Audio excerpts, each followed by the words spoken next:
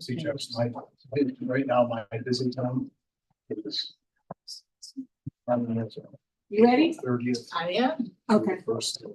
All right.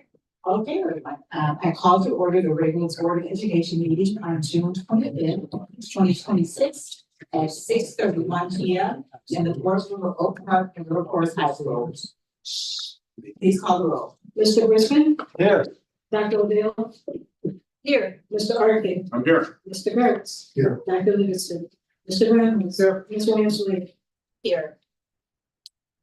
I move to enter closed session for the purpose of discussing the appointment, employment, compensation, discipline, performance, or dismissal of specific employees of the district or legal counsel for the district and independent contractors and specific volunteers, including hearing testimony on a complaint lodged against an employee or against legal counsel for the district to determine its validity. However, a meeting to consider an increase in compensation to a specific employee of a public body that is subject to the Local Government Wage Increase Transparency Act may not be closed and shall be open to the public and posted and held in accordance with this act. Collective negotiating matters between the district and its employees or their representatives, or deliberations concerning salary schedules for one or more classes of employees, and litigation when an action against, affecting, or on behalf of the particular public body has been filed and is pending before a court or administrative tribunal, or when the public body finds that an action is probable or imminent, in which case the basis for the findings shall be recorded and entered into the minutes of the closed meeting. May I have a second? Second. Right. Please call the roll. Dr. Odell? Here. Yes. Mr. Arkin? Yes. Mr. Gertz? Yes. Mr. Richmond? Yes. Mr. Brown? Yes. And Ms. Williams-Lee? Yes.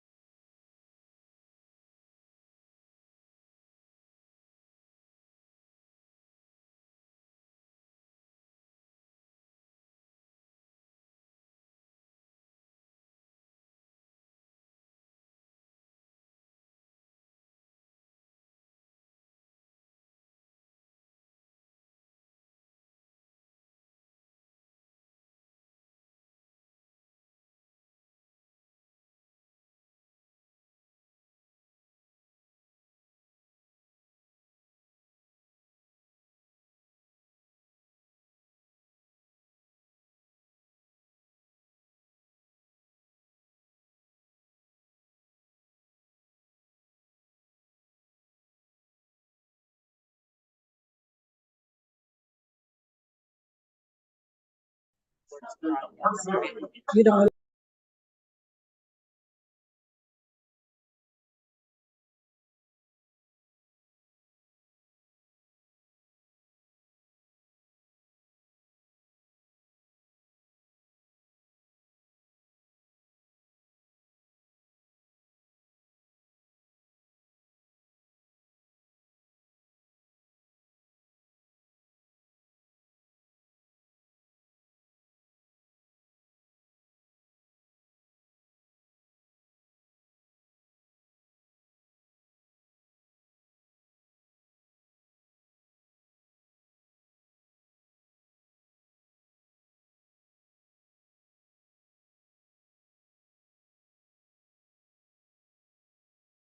Good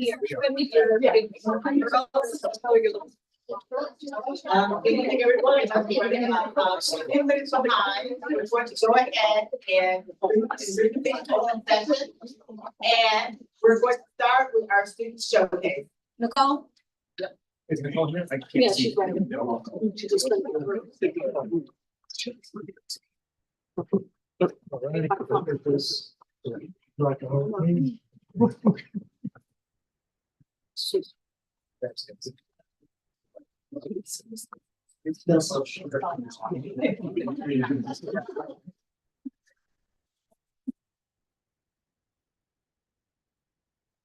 So we are here tonight for a very, very impressive recognition. The gentleman that's standing here in front of you. Well, I didn't want to be, they took a photo. Oh, yeah. What a great idea. Just like Randy getting in the middle of the picture. They were ranked first in the state for the majority of their season, and that ranking came in prior to the season beginning. They had quite the exceptional season, and I'm gonna let Coach Justin Cousin tell you about their adventure to state where they took second place. All right. So. I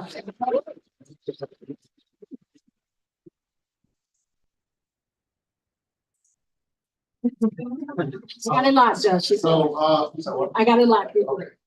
All right, so I'm Coach Justin Cousin. I've been the varsity volleyball coach here for the last 6 years. Throughout that time, we've won a bunch of sectional titles. During 2023, we got 3rd place, and then this year we got 2nd place. The last 2 years, we won conference. And I wouldn't tell you like what this actually means to me, but I'm gonna be here, next year and the year after that. So I think that it's really significant if we hear what the season meant to one of the players. So I have Gus Lehman here to give us that.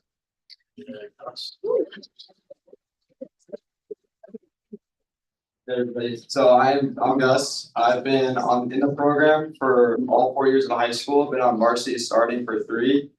And I want to talk about a little bit of our past seasons versus this season. So my sophomore and junior year, we had really, really talented players, great seasons, but they both fell short in our sectional super final. And that was really tough on us because we always expected to go further. And so when those seasons got cut short, it was tough and it left an impact on the program for sure. And it really sucks to lose. But and in those moments, I think like the biggest feeling I was always feeling was the feeling of quit and the feeling that I couldn't do it and I wasn't good enough in that moment. And this season, we really, really worked hard on the feeling of belief and knowing that we're good enough and that we can do anything that we wanted to put our mind to. And so that was the difference in this season versus our previous seasons, is that feeling of belief and not quitting and not giving up. And I think that's the biggest takeaway I've had from this program. All these guys, everyone, the coaches, everyone bought into the entire program.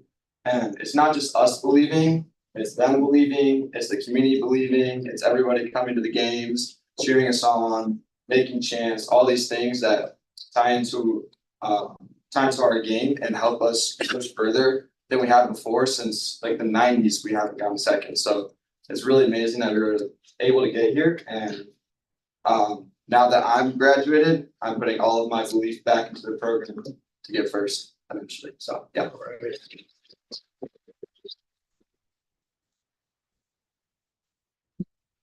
And fun fact, this will be the most recent trophy to go in our new trophy There we case, go. in our new space in August, so congratulations. I want to say a big thanks to the community, for any of you that were at those final games. You were packed in orange and blue, and it really did make a difference, so thank you for everybody for your support. Congratulations once again to our.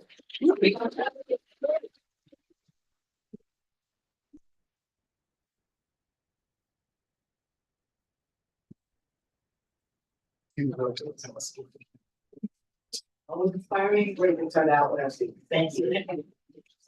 Next we'll move to superintendent announcements. Justin. Thank you. I'll wait, that's us. Clear out. Okay, I have 3 announcements today, but the first was congratulations to our revival. So, yeah, it was an exciting season. It was the end of an incredibly great extracurricular school year for our schools. So congratulations to them. All right, I have 2 kind of non-traditional superintendent's announcements. First, you may notice that a recommendation to move ahead with design documents for Act 3 is not on this agenda. We will now be bringing, we talked about it at the COW 2 weeks ago, as coming forward this. We will now be bringing that item forward at our July 16 board meeting. The delay does not affect our planned start date for DD, but now that we know we will be having a July meeting, we have the time to rework the timeline to see if we can get DD fully completed before the board would need to vote for a potential referendum if they choose to do so by the December deadline. So that's the first part. The second one, as the board recalls, at the May regular board meeting, as part of her key strategies for improving student learning, Dr. Hester identified a need to design and implement additional student supports, including enhancing targeted tutoring. We hear the call for urgency in this effort. And so also at our July meeting, we will be bringing forward a recommendation to add FTE for next school year to provide such supports. We want to be clear that we do not anticipate that what we will bring forward will be our complete request for the next few years and beyond. After we complete the additional research and design that we talked about during that meeting, during next school year, more FTE may very well be requested for the 27-28 school year and beyond.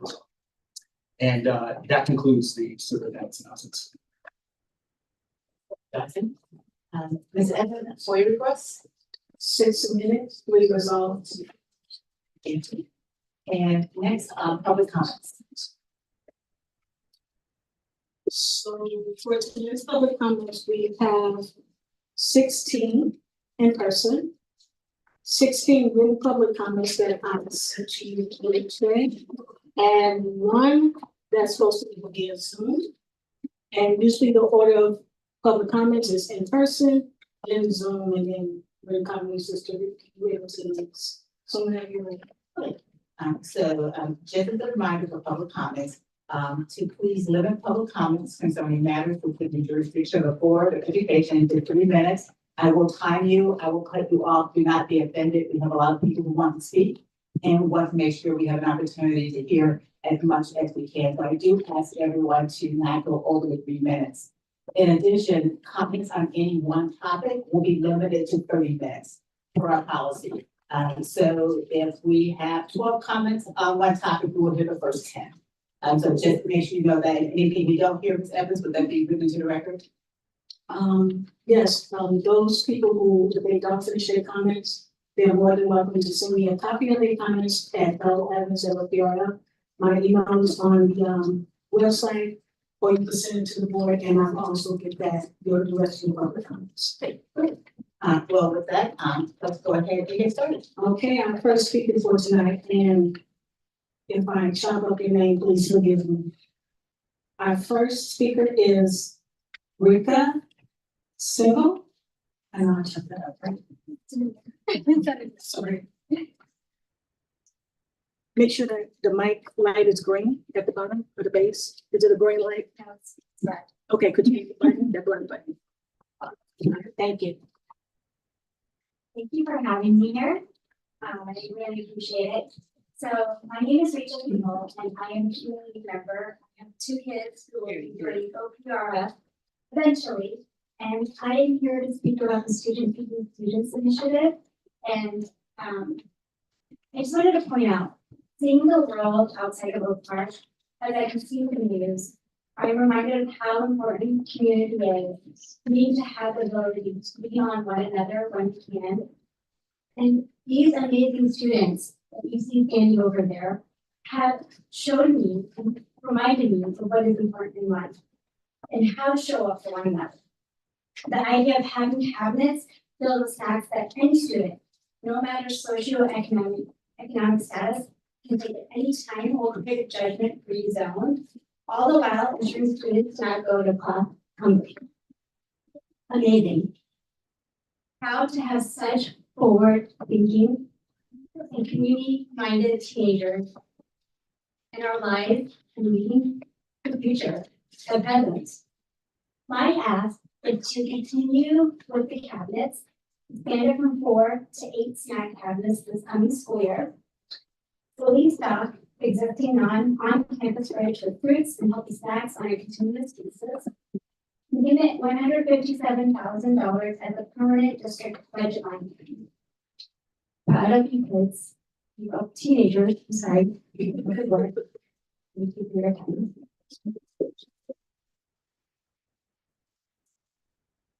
Thank you. Our next speaker is Marcy Moreno. Hello, my name is Marcy Moreno, and I'm a resident and future D200 parent.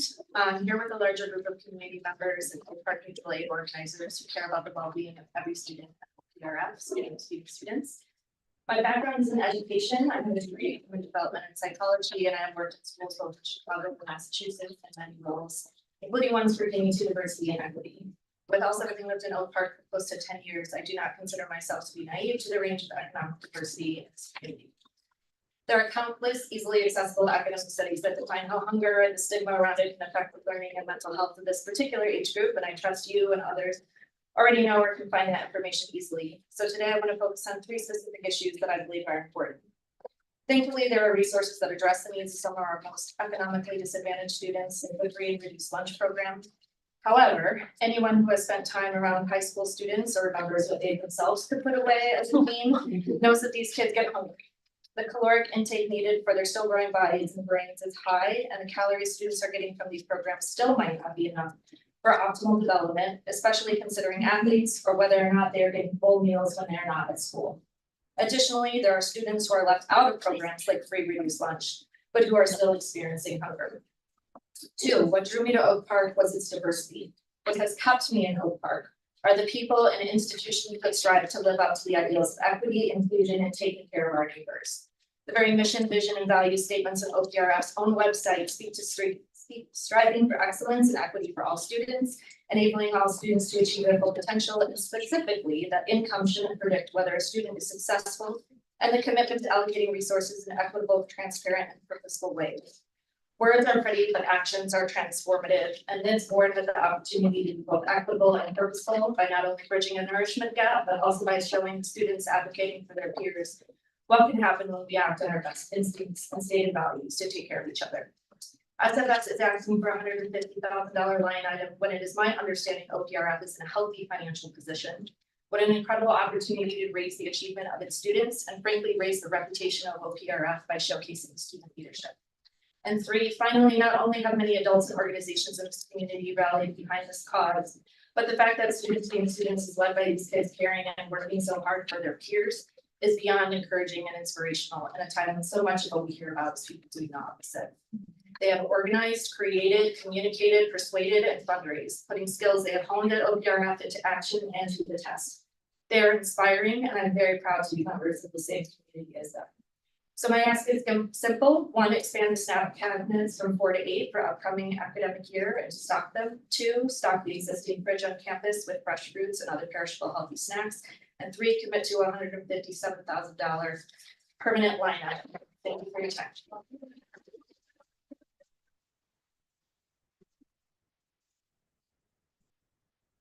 Thank you. Our next speaker, Ms. Mercy Hines.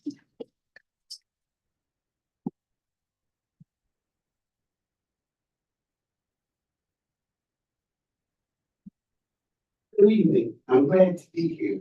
It seems like I've been coming for 30 years. In school board meeting. I'm attending tonight because I'm concerned by the mere fact that funds are not being directed to the students who need them for tutoring, for academic success. I'm very sad. Seems like we're going backwards, school board. We have talked about this for years, and we cannot afford to put money in brick and mortar programs and leave academic programs and tutoring out to dry. I met Dr. Johnson, Greg, I call him because he's my neighbor, a little while back. And I shook his hand, and Phil Prell introduced us to me. I asked him, now we know we need some help. We need individuals in the school to fight for our students. He promised me that he would do it. Well, we started pretty good. We met in his office. We were advocates to find good teachers. We were advocates for bringing parents in the back room to set programs. He really did what he promised to do. But now, I don't know what the problem is. Where are the promises? Did they go away? So what I'm asking you tonight, before you cut me off, is to please consider putting the money where it's truly needed. Thank you.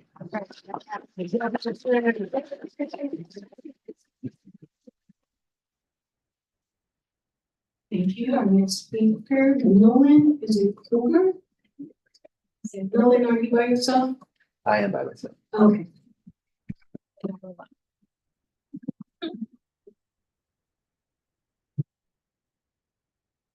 Good evening, everyone.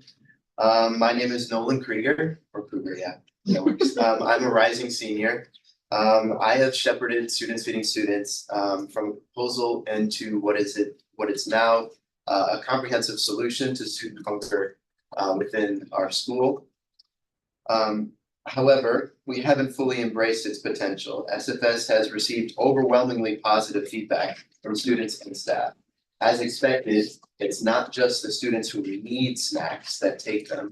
We've observed students who skipped breakfast to arrive at school on time, taking a snack, as well as students with a 6-period lunch or other outstanding problems.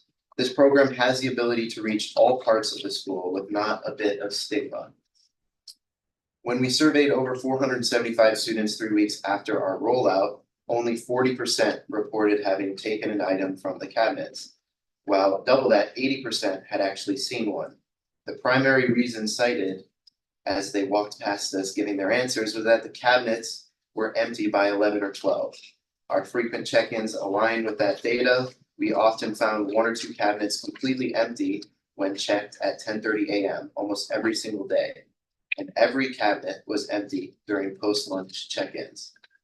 To address this issue, SFS raised approximately $8,000 in individual donations and $3,500 from Beyond Hunger and State Senator President Don Harmon.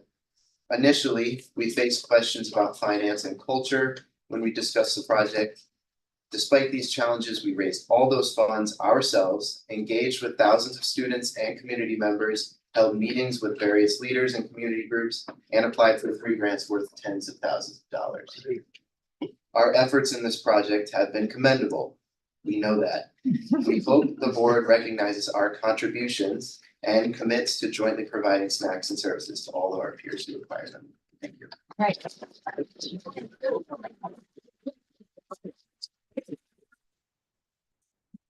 Thank you. Our next speaker, forgive me for some of the names. Gianluca McAferry. Are you speaking by yourself, sir? My name is Gianluca McAferry, and I'm also part of Students Feeding Students. And the students at URA have expressed their appreciation for the cabinets in many ways. As part of our digital research and information gathering, we asked students to sign a petition if they were in favor of the idea of snack cabinet at URA. We got 1,200 signatures,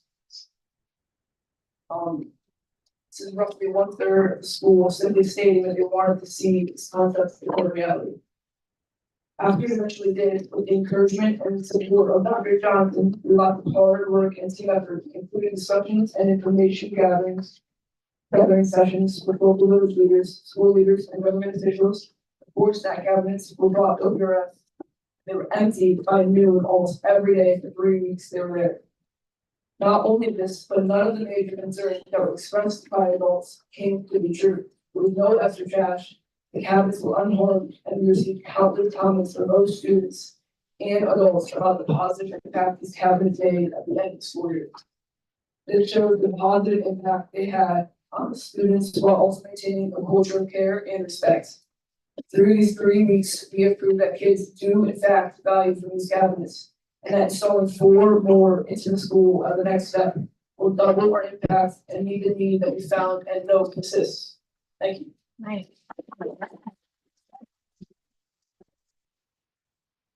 Thank you. And the speaker, to Robbie, Norris.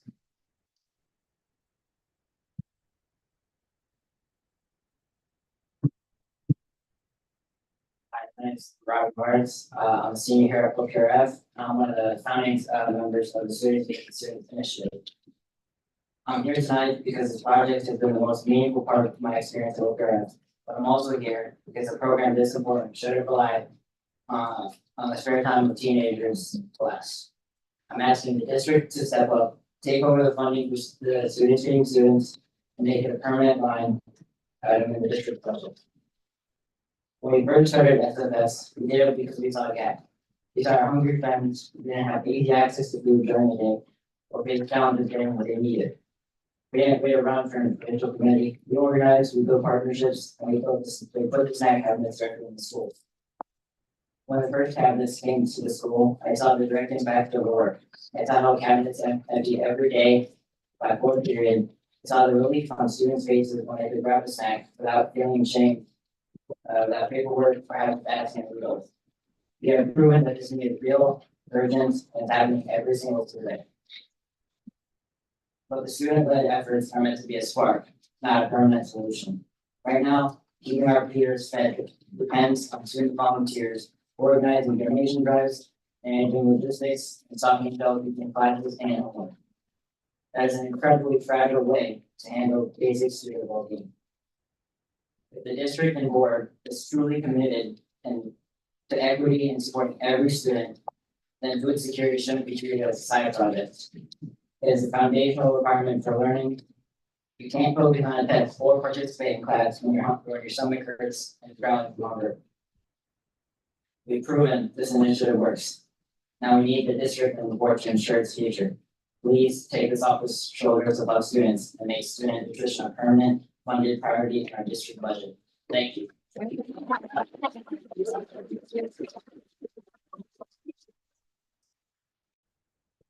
Thank you. Our next speaker is Adrian Miss.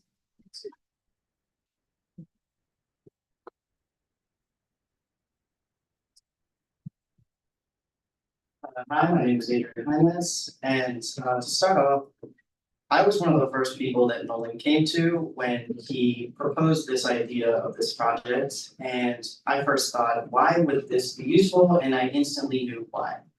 I've heard so many stories in my life, and I've seen so many examples of people being hungry or going hungry throughout the day and not really having access to food.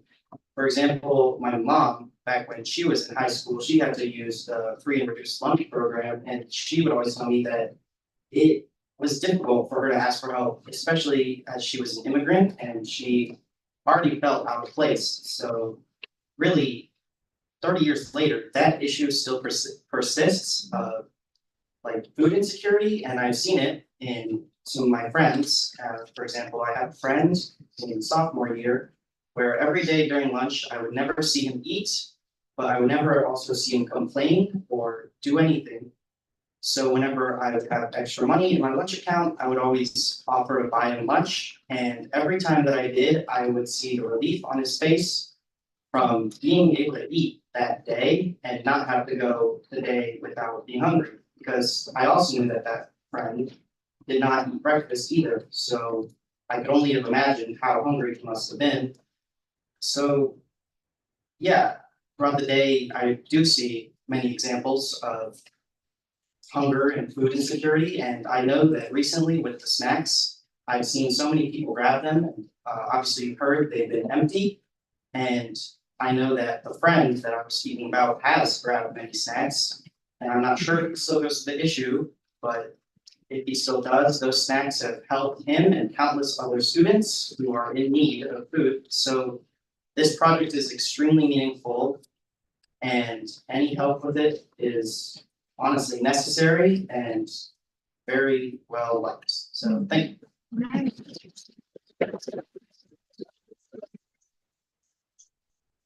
Thank you. Next speaker, Jenna Levine Jacobson.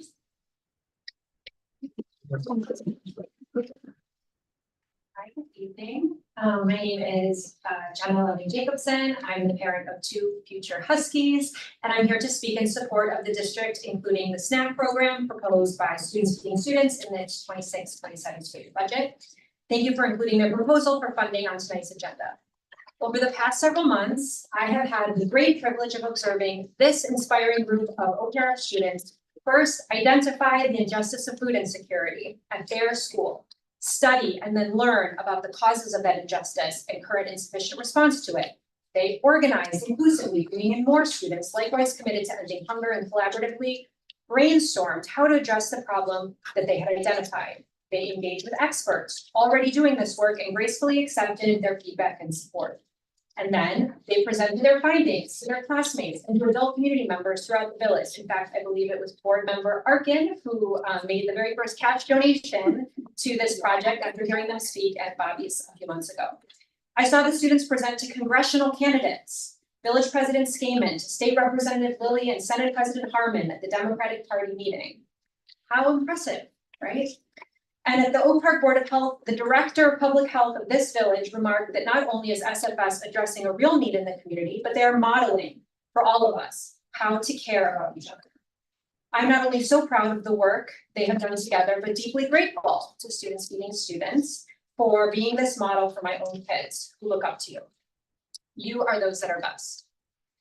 Some of you may remember the last time I spoke here was to advocate for the secure firearms storage notification policy, which, as I mentioned then many times, was just one important strategy that would not by itself end gun violence. Hunger, like gun violence, is a systemic issue with a complex set of root causes. Child hunger, like gun violence, is also another tragic example of how adults fail to protect children.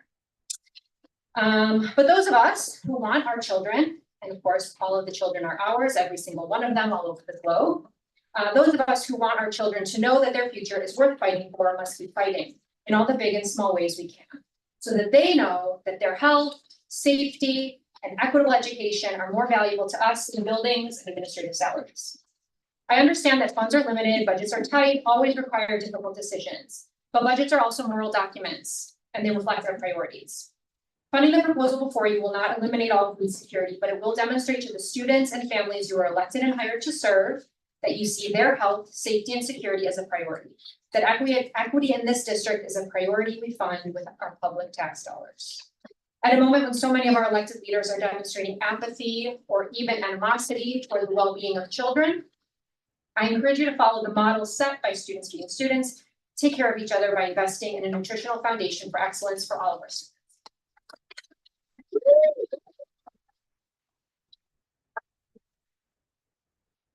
Thank you. Our next speaker is Caroline. Nicola. Thank you. Appreciate it. No problem.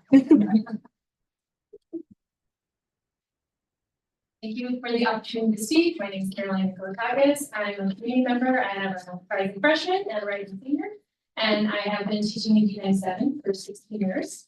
So I can speak as a teacher to how much hungry kids get hungry. It breaks my heart that that's still going on when the kids get older, but of course, I'm not immune to that. And I'm so proud that there's young people who are taking on this problem, but of course, I'm also a little heartbroken that they have to.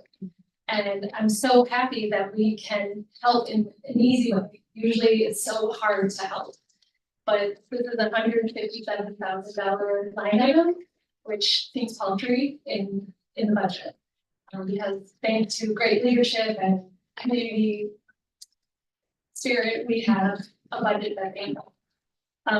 So it's exciting to be here tonight because I'm like, this is so easy. This is such a simple thing.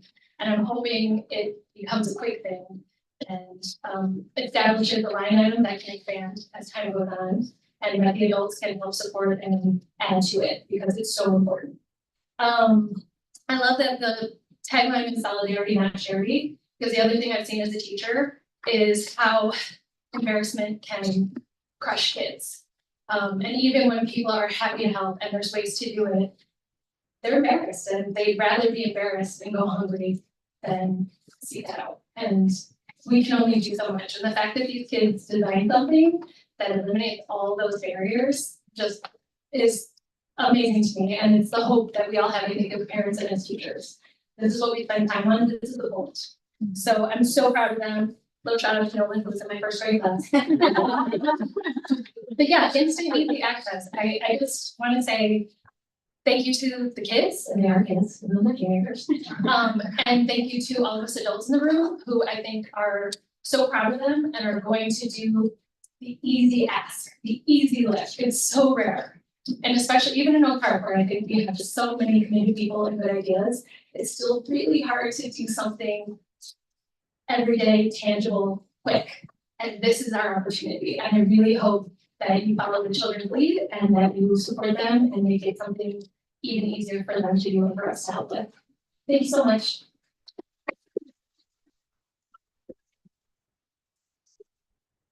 Thank you. Our next speaker, Jill Kozak.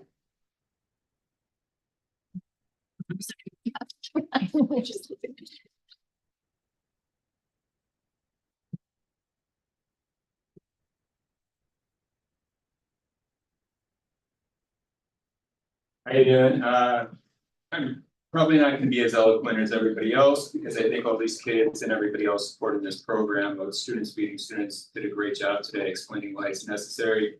My name is Joe Kozak. I've lived in Oak Park for 12 years. I have 2 kids at OPRF right now. I'm speaking on behalf of, as I said, students feeding students. You know, I've seen firsthand how passionate these kids are. Who work to launch this program, and I think it's a very overlooked aspect in our high school. Food scarcity can be present at all socioeconomic levels. While some students may get free lunches, others may not qualify. Being hungry and undernourished can cause stress in a kid's life and lead to poor grades and antisocial behavior. I really love Oak Park. That's why I live here. I see it as a community that cares for others. And I applaud how OPRF funds the arts and sports, but as we continue to do that, it's essential to make sure that our students are being fed. We should be proud to know our own kids not only want to do that, but have come up with the universal design model to end this stigma as well. Thank you for your time and support, and I look forward to seeing it in school next year. Thank you. Thank you. Our next speaker, Tristan Rogers.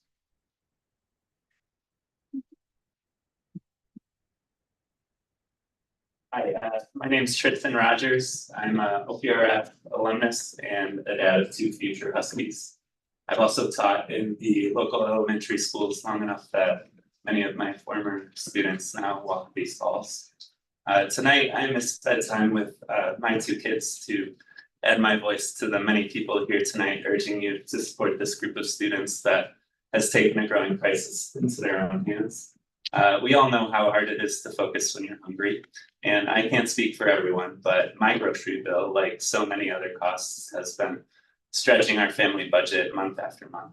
And you know, my household has 2 incomes and sits above the district median. So when I think about that, coupled with how much I used to eat in high school, I can only imagine how many of our neighbors are struggling to keep their teenagers fed right now. But we don't have to imagine because we already know that 20% of our students' families qualify for free reduced lunch. And many more live on the edge of the so-called benefits cliff that they make too much to qualify, but they still face real food insecurity.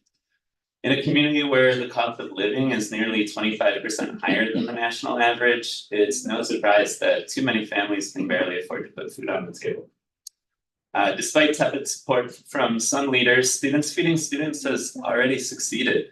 They secured donations from more than 80 community members and fully funded 4 snack cabinets this past spring, delivering thousands of snacks to hungry kids at OPRF. No forms, no stigma, no strings attached.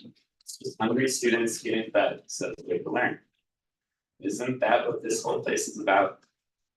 Speaking of this place, I hear we spent over 100 million on Project 2, and we're planning to invest another 80 million or more in our facilities with Act 3 out of 5. Sweet, I'm here for it. You can raise my taxes if you need to. I will vote for a referendum. These kids deserve the world. Meanwhile, Students Feeding Students is asking for $157,000 from the projected budget surplus to make sure that no one is too hungry to learn next school year. That's just 0.15% of the Project 2 budget. So to me, that's a no-brainer. But then again, I'm just a local public school teacher and a father, so what do I really know? I do know this though, when kids start projects to support their community, it's our job as the adults in their lives to help them see it through. Thank you.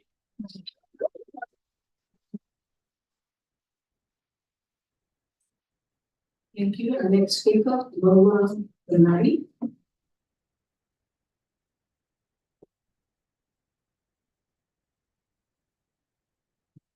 Good evening, members of the board. My name is Lola Benatti. I'm a rising junior and I'm the student fund section leader for the Marching Huskies this season. Thank you for allowing me to speak tonight about Act 3 and the need for music wing renovations. Ever since my first day in marching band, I knew that I would follow through with it for my full 4 years at OKRFHS. The community and the friends you make, not only in the marching band program, but the entire music program have really been there for me the past 2 years. I've been fortunate enough to participate in not only regular band and marching band, but also pep band. Music program is not only amazing for students, but also the entire community benefits from our spirit and our passion for music. As we approach this coming season, our marching band is growing to around 150 members, which is the largest in school history. While that growth is exciting, the reality is that we are still packed in the same band room that has been here for decades. A band room that was designed for a group nearly half our size. While you pack 150 students in instruments into a space that small is not only uncomfortable, but it's unsafe, especially at the high volumes that we reach in there. Coming from someone who plays a larger instrument, it is especially hard to find somewhere to be in the band room during full ensemble practices without bumping into things and blocking the view of others. The substantial size of my instrument makes it highly vulnerable to dents, as avoiding contact in our cramped environment is nearly impossible. Our students consistently achieve excellence, repeatedly setting new benchmarks for all state and ILMEA. Our top tier ensembles continuously represent Illinois on the national level, while our output exceeds national standards. Our facilities severely hinder our growing program. By approving these proposed renovations, you are making a vital investment in both student safety and long-term success of OPRF Performing Arts. Thank you.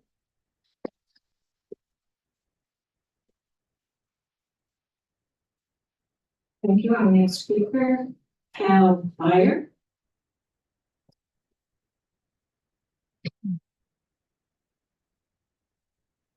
Hello, members of the board. My name is Cal Byer. I'm a rising senior at OPRF this year. I'm also the section leader of OPRF's drumline and OPRF's jazz ensemble drum for the school year. So my journey in music is a bit of an odd one. I started playing piano when I was like 5 years old. And later in school, I started by playing euphonium with baritone, which I continued to my freshman year of high school. Until eventually I realized it wasn't the thing for me and I stopped, leaving music out of my life for those couple of years. However, those 2 years, I realized that I was kind of missing something in my life that I really needed. And it turns out it was music. So I decided I would take drum lessons privately for about a year and a half at that point. And I decided on a whim to join the jazz band, the lower jazz band. And through encouragement from another student, I auditioned for the drum line at the school and I got into the drum line by the skin of my teeth. But then I continued to, in the next year, which is this last year of school, I began to understand the true value of the program that we have at OPRF, music program.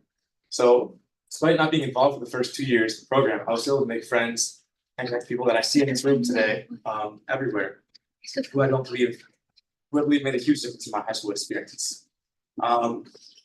Knowing this, I also know that the banner of my middle school, Julie Middle School, is actually larger than the banner of my high school here. And knowing the space constraints, especially combined with the fact that drumline players already have to wear earplugs to protect their ears, provides safety concern for students like myself, who are required, you have to practice day on, day out, in small spaces that can provide real hearing loss like tinnitus. I have friends who have tinnitus on the drumline already from, it's a bit of negligence because they're kids, but it's also professional. So don't admit that, with the ease of access.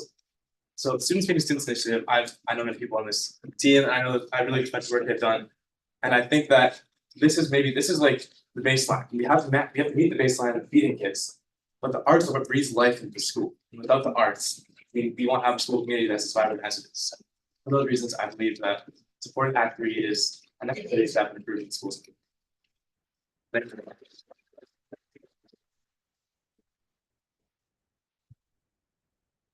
The next speaker is Ms. Mary Bird.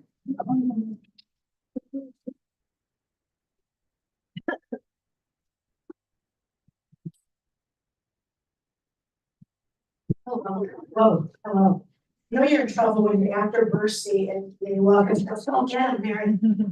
And you're after all these amazing students. Hats off to you guys. You guys are great. My name's Mary Bird. Lived in Oak Park for over 30 years. 3 kids graduated from here. I had to switch up my talk a little bit because you are going to address tutoring in July. That's excellent. But I still have a few things to say. I'm going to talk quickly about democratic principles. We've certainly seen them playing out tonight. High impact tutoring, just a little bit, and money and its connections to values. No doubt, folks on the board and people in this room have been reading numerous articles about how our country is losing its connection to democratic values. And they're also at play here, and I'm gonna put this sign up because it's kind of relevant. Democratic values are certainly at play here in the boardroom. The Illinois Association of School Boards points out that the idea of school board dates back to town hall meetings with the original 13 colonies. This must make you guys feel great, right? And it further states that school boards provide local citizen control over public education. So you guys are representing us citizens, you're representing the community and our aspirations for our local schools. Oak Park has a great framework for our aspirations and its missions. We believe in allocating resources in equitable, transparent, and purposeful ways. We believe in providing academic and social supports for all students.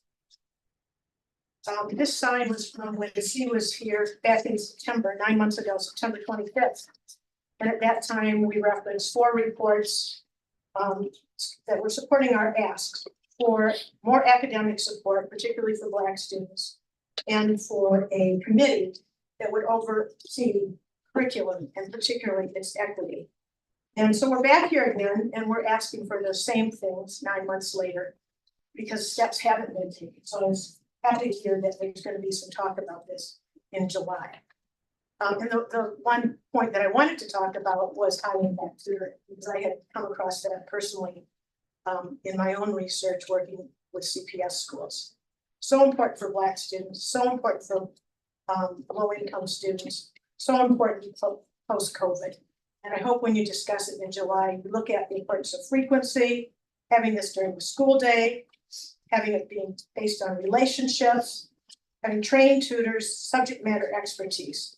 So I'm really hopeful that we're going to come to something that's going to meet the needs of many of our students here. It's unlikely that the struggling students are going to come before the board and tell you what they need. And their parents may not come before the board, but it's still going back to the 13 original colonies and why you guys are here. You represent them as part of this community. And the administration is beholden to them, the people with maybe the strongest advocacy in this community. Oh, just one more thing. I agree with Dr. Mangan, who said how we spend our money shows our values. Let's spend it on the education of all.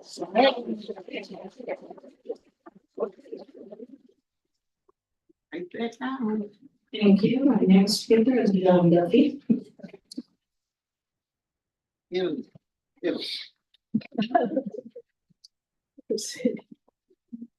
I came to this meeting very angry.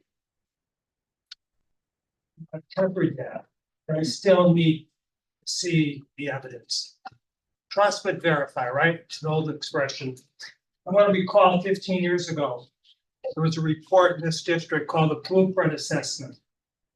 It pointed out that we had two schools in Oak Park High School, a school for Black kids and a school for white kids, separate and unequal. You can read the report. It used to be on the board website. It's no longer there. The board at that time looked the other way. They said it doesn't apply. It doesn't matter here. We could bring in other researchers and they could reach a different conclusion. But I'm happy to say that 15 years later, 2021, the sitting board said the blueprint report was right on. We're going to do something about it. The freshman program represented a commitment to change that culture so it wasn't separate and unequal. As Ralph Lee, who was a science teacher here, pointed out many years ago. We don't want to see that mindset repeated. And up till tonight, it was being repeated. For 4 years, we brought evidence that students needed things you weren't getting them. Nobody's here to argue against fine arts or athletics. My kids benefited from that. 5 of them went through this high school. A lot of tax money. What we're concerned about is balance. Equity means balance. You don't spend close to $250 billion on capital improvements without paying attention to balance. Balance about food, balance about everything. You have not found balance yet. I know you will, and I know you can, but you're going to be judged as a group. You're going to be judged as a superintendent. And so far, you have not shown commitment to balance. You are not walking the talk to become the best school for racial equity in the country. A pledge you made 6 years ago or 5 years ago. The time is now. I believe ultimately you will do the right thing. And it can't just be a bone. It's got to be substantive. It's got to be meaningful, just like the children are talking about. You can do it. You were elected with those value commitments, most of you. We know you believe in it. You gotta just do it. And if you don't, we will be back and we will bring young people like that. Because when this district changed during Black Lives Matter, it was the young people who led that struggle.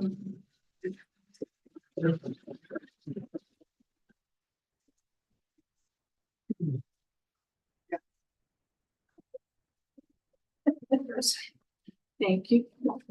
Thank you. Our next speaker, Mr. Chris Thomas.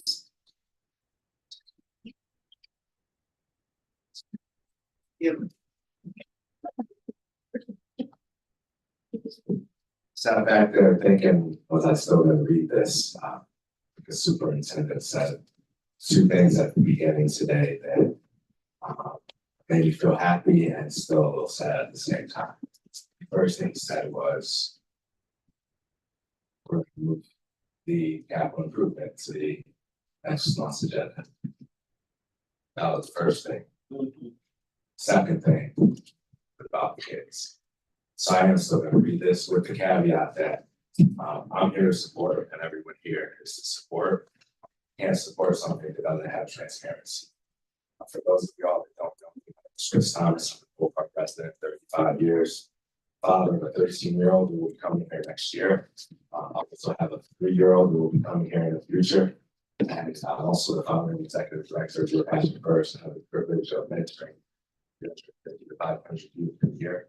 I'm also the co-chair of the Alliance for Black Youth, which is a newly formed alliance focused on supporting Black youth. So I wanted to ask you to hear about recognizing the progress that's being made. I want to congratulate the teachers, instructional leaders, and staff for completing the 4th year of the professional honors program.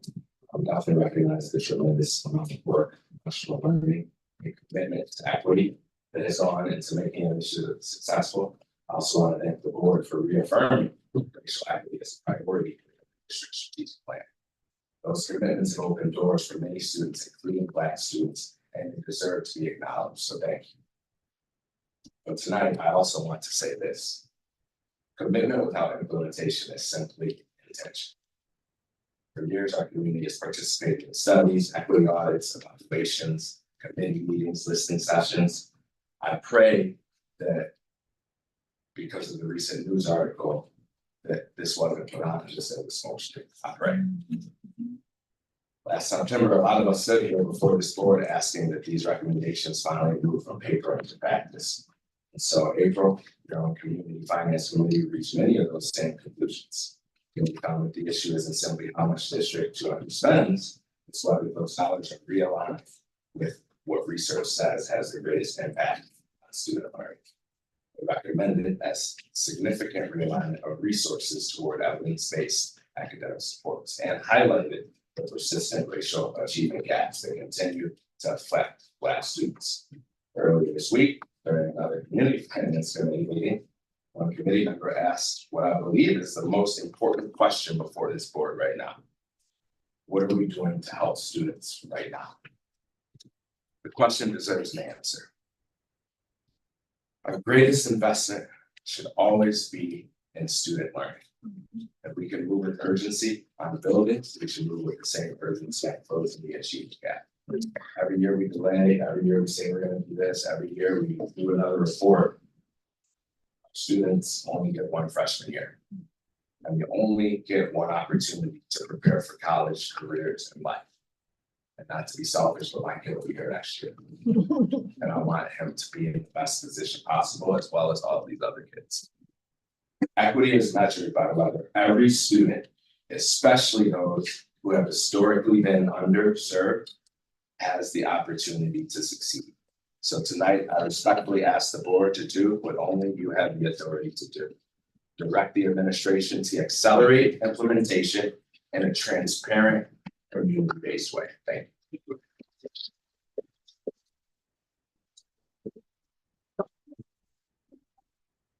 On your screen, have one correction. The person who submitted to do a public comment via Zoom actually did that public comment first. Okay. And that was said tonight, that concludes tonight's public comments. Thank you to everyone who came out for comments, and most of all, thank the majority of you to say that time, so that everybody can heard. I definitely appreciate that. Still, when there's not time, we need more than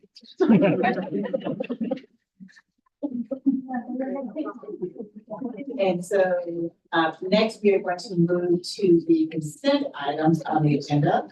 And are there any consent items that board members want to pull for discussion?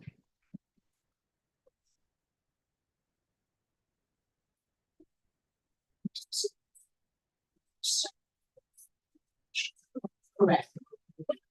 Sure. Everything else is one to. Okay. Well, I move to the consent items as following. A, approval of the open and closed meeting minutes of May 28th, 2026 and June 11th, 2026. And a declaration that the audio tapes of the closed session minutes of August 2024 be destroyed. B, approval of the personnel recommendation, including new hires, assignment changes, transfers, and resignations. C, approval of the athletical agreement for FY 2027 and recommend athletical continue to serve as the district's provider of athletic training services for a cost of $88,074.16. Approval of the property, casualty, liability, and workers' compensation insurance renewal for the 2026-2027 school year at an annual premium of $1,075,821. E, approval of the 2026-2027 contracts with the various service providers in the amounts outlined in the table of minutes. F, approval of the April 2026 finance report as presented. G, approval of the April 2026 treasurer's report as presented. And H, approval of the May 2026 and June 2026 check disbursements and financial resolutions, including the payroll resolutions for July 2026. May I have a second? Second. Ms. Evans, can you please call the roll? Mr. Bramhouse. Yes. Mr. Burns. Yes. Dr. Livingston. Yes. Dr. Odell. Yes. Mr. Brisbane. Yes. Mr. Arkin. Yes. And Ms. Williams Lee. Yes. Next on the agenda, we will move to the action items, which in the primary action item here is I move to approve the scope of Act 3 with an estimated budget of $84,604,977. May I have a second? Second. Okay, and discussion? Question, discussion? Wait. Just for the avoidance of doubt, to clarify, this vote regarding Annex 3 is strictly limited to the scope of the design, services. A separate vote and discussions will occur later on whether or not the board approves funding for the design development phase. And even if and when Act 3 might ever be proposed to put on a referendum ballot at some upcoming election. Am I correct in understanding? All of that is accurate. I'll add one additional point to just underscore what you shared. The ask debate is exactly that. So it is a vote to lock in that scope, not a financial ask of the board. Questions? Can you repeat them? Yes, so the motion is to approve the scope of Act 3 with an estimated budget of $84,604,977.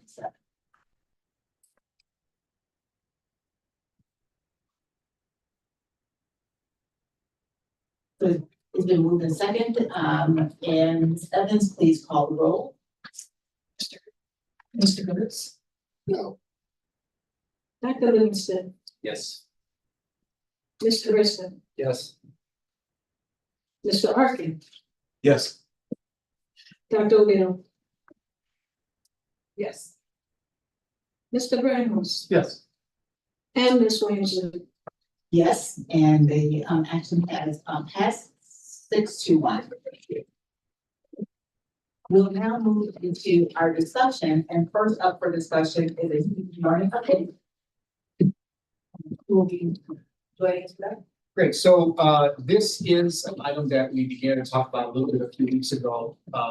So coming up to introduce this item and discuss it thoroughly is Dr. Hester, learning, and Matt Preble, who is concluding now his first year as our division head in career and technical education. So I want to, when we talked about, when Dr. Hester gave her student learning update to the board last May, she talked about a variety of things, largely 3 broad areas of focus. One of which was specific to the high goal of increasing student learning at scale. And within that, there were various elements that she identified for measurables and actions going forward.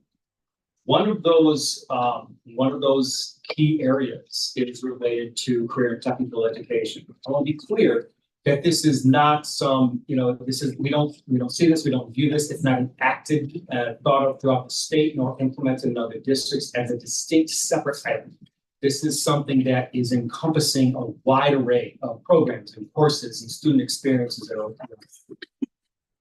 The conversation in May was designed to give that high level overview. We have our lagging indicators, which are kind of the annual measurables. We have how we're going to monitor throughout that year with our leading indicators, and then those actions. That work is going to continue to develop for us. But each of those actions, those strategies that we've talked about are worthy of capable, right, for a deeper dive, right? And this is one of those first deeper dive meetings. It was a board ask to closely examine career and technical education. And this is furthering that report that we talked about before. There very well may be, we anticipate down the road, in future board meetings, additional areas of student learning the board wants to examine more thoroughly. We anticipate this being kind of the first look at that type of model going forward. So I want to tee that up for context for just so hopefully we're on really understanding on the same page what we're doing. And so we're looking for board feedback both on the model and of course the content and the topic itself today. Okay, turning it over to Dr. Esther. All right, good evening, everyone. I hope all are well. And as Dr. Johnson said, Mr. Preble and I are here to present really that broader umbrella of career and technical education.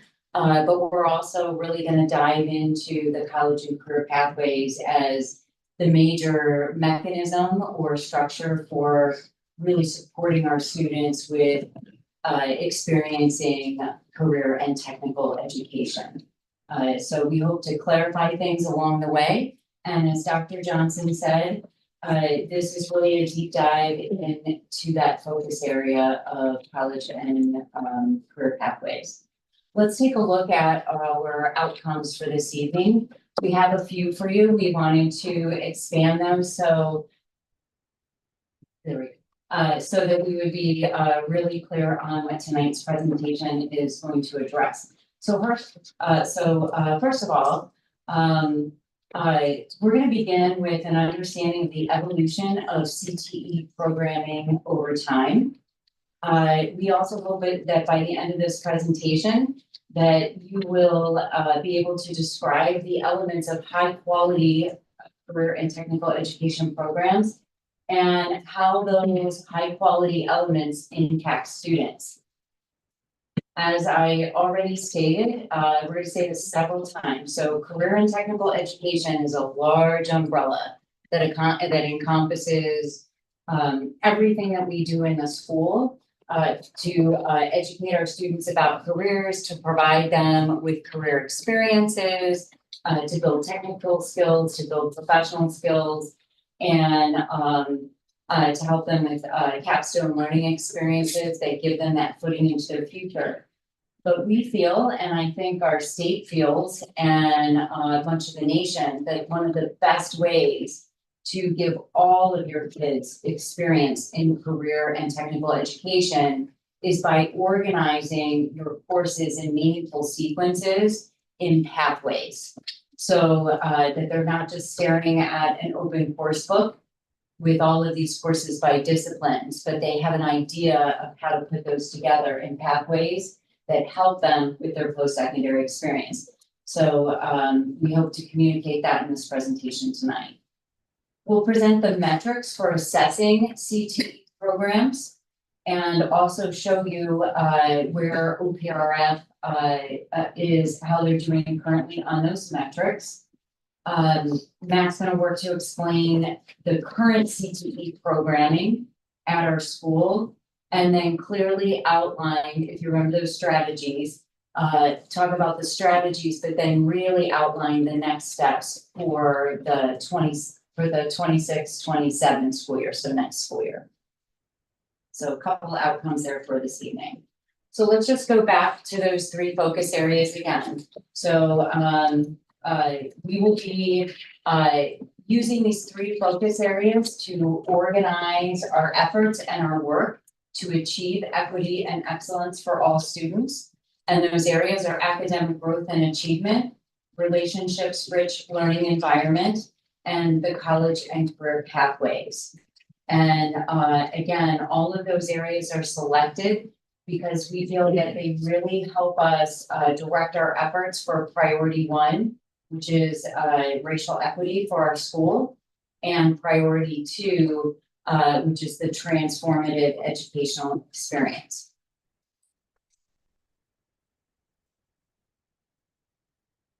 So the board has seen this slide before. This is the high level goal, the lagging indicators and the leading indicators for college and career pathways.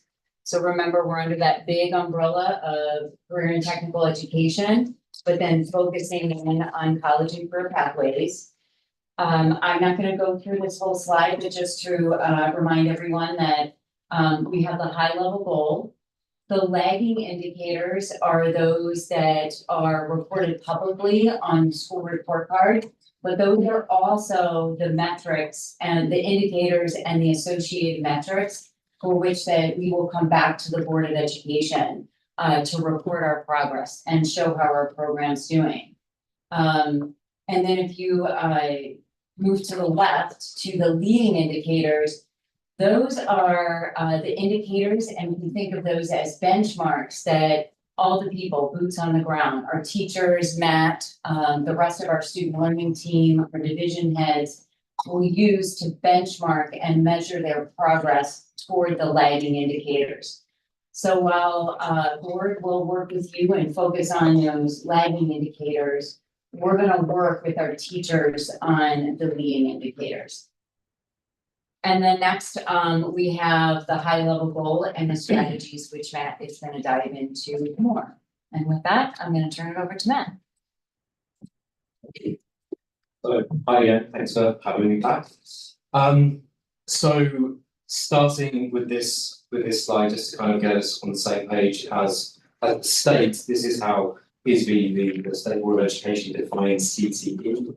And I've highlighted, I think, some of the most important words involved there, but the or both is highlighted in red because I really want to emphasize, and this is, I guess, the beginning of the story of the evolution of CTE, that we're not talking a binary choice. We're not talking, do we choose academics or do we choose CTE? Do we choose college or career? We choose both because they both are an integral part of preparing our students for that post-secondary success.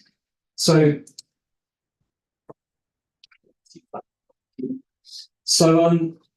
CTE has been around for a long time, but really it was the 1970s where it was established as a more embedded element of high school education. Back then, though, it was probably called vocational education, and you probably got a very certain or specific type of kid in those programs. They were geared towards the trades, and you would get a lot of bias funding. So students being judged before they even really enter their high school program and being funded and directed into those trades areas because they don't have the scores or the necessarily the abilities as perceived then of being good at reading or good at math or what have you. And so there was lots of inequity, very little access. Over the years, thankfully, it has evolved and become much more valuable to all students. Because I think at the end of the day, and we've heard a lot in public comment about investing in our students, our mission here is to make sure that students they're ready. They're ready to, when they leave our doors, to be highly successful in whichever pathway they choose. And modern CTE enables that, because what you're able to do is you're able to bring lots more data, lots more collaboration, employers, community colleges, to really help the student find where they might go, or at least where they might explore, and follow that pathway so that when they do leave our doors, they are ready for the next step. And again, that can be a degree, it can be straight into the workplace, but ultimately I would argue that every student is going to end up in a career space. And so our duty is to ensure that we are not the CTE of the 1970s, we are a modern CTE program that really provides students all of that equity, that access, and that opportunity to be successful, whatever they decide to do with their lives after leaving us. So why develop? I think, it has to be about students, and the data, the Perkins measures show that students are more likely to graduate high school if they have participated in some form of career technical education. They're more likely to get noticed and hired by employees. Again, back in the 70s, it was not the case where most students would go and get a degree. But now, it's great that degrees and colleges are more accessible to more people. However, that does mean then that the marketplace is flooded when it comes to getting a job, because it's no longer enough to just have a degree. And so students that are participating in CTE are more likely to have that competitive edge. They're more likely to be hired by employers. They're better prepared to enter that workforce. We hear from our employers, our industry advisors, that students, as they enter those workspaces, are very book smart, but they're not necessarily very street smart, very ready to meet the expectations that employers have when it comes to things like showing up to work on time, or knowing how to talk to other people, how to collaborate. And so CTE helps that preparedness. It doesn't just live in one course or one program, it actually lives and it's embedded throughout an entire school program, and not just in CTE. And then once students are in that workforce and they are, they're starting out, they're being successful, they're more likely to experience that career advancement at a higher rate, and that of course leads to higher potential earnings. So there are benefits for students for sure, and of course in the wider picture, where if we're feeding our economy, whether it's local, state, national, global, if we're feeding our economy with our graduates, and if they are prepared and prepared to succeed, then that really does help create that better economic climate for everyone. So through lots of research, lots of collaboration with our partners in our region, and also at the state and national level, we've determined that there are 6 pillars that hold up a really strong, high-quality CTE program, that being what you see on the slide here. And these really guide our work, especially in terms of our design. As Greg mentioned when we started, this is the end of my first year as the division head of CTE, and it's the end of the first year of CTE being its own division within this high school. So there is a lot of design and a lot of creativity to be done over the coming years. And if we center our design around these 6 pillars, then we will be able to offer all of our students very high quality CTE programming, instruction and support that aligns with these 6 different things. And you'll see these reflected in our indicators and also in our strategies towards or further into this presentation. So I think the word deep dive was mentioned earlier as well. This is a deep dive into CTE. It could be a very, very, very deep dive. It is a truly broad and very deep area of education, because it's not confined to just one academic space. CTE can be seen in almost every corner of our building, every corner of our curriculum, as well as our feeder schools as well. And so this very complex system needs organisation. Now, states are free to implement CTE programs to a great extent within their own discretion. That does cause a lot of different versions, as you have around the country within different programs. And so ISB has decided to adopt this coming fall the national framework of CTE organisation. And this was put forward by an organisation called Advanced CTE, which is a non-profit national advisory organisation that's been around for quite a long time. And so we're going to see a renewed alignment from the state, and that's very useful timing, because we as a school are also in a stage where we are ready for some very strategic international alignment as well. So again, we could go very deep, it could get very complex, but in broad strokes, the Advanced CTE and ISB and now us are adopting this framework, and it starts at the highest level with these 6 career clusters.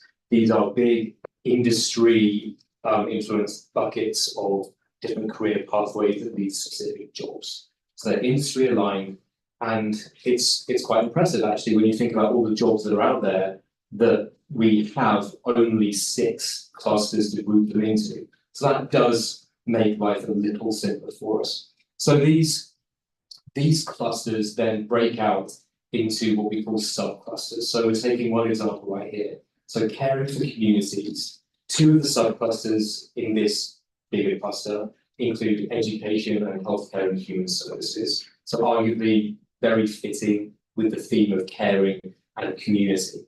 So if we break out these sub-clusters, what you have here in the black text are the actual pathways that students can follow that then lead into dozens of different careers as well. Okay. So education, we've got several examples there in the blue box on the left, and healthcare and human services as well. So these are potential available common career pathways. What schools like ours get to do there is we get to look at this framework and decide, okay, so what do we have the capacity, the resources, the data to support leaning into however many of these different career pathways that we have the option to do so. So right now then, at OPRF, in this caring for communities cluster, we have some education pathways. We have an early childhood, elementary education pathway, and a middle and high school pathway as well in our family and consumer science department in CTE.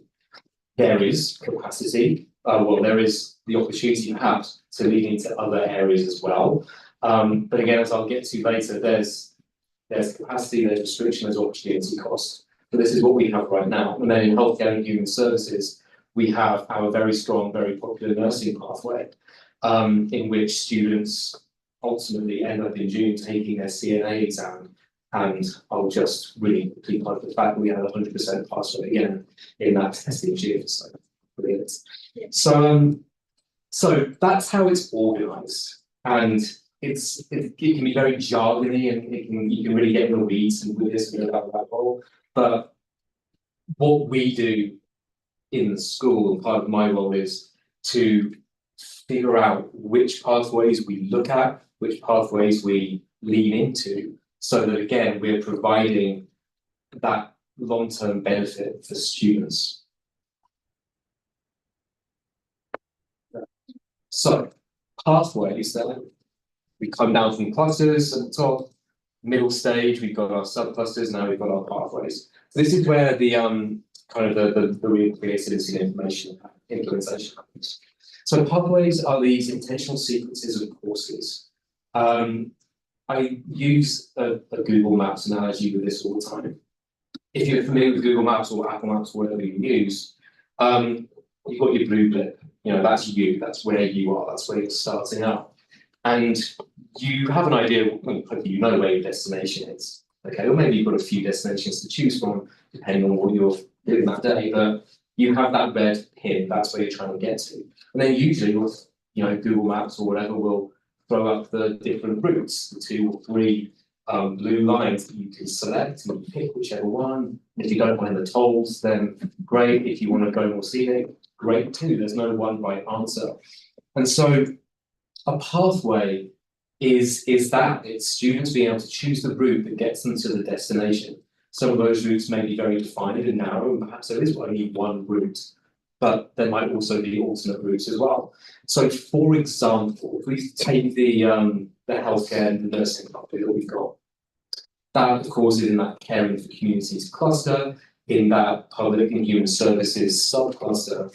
You might have a student that has a real passion for helping people, and they start to also the council and they enroll into the nursing program you've got here.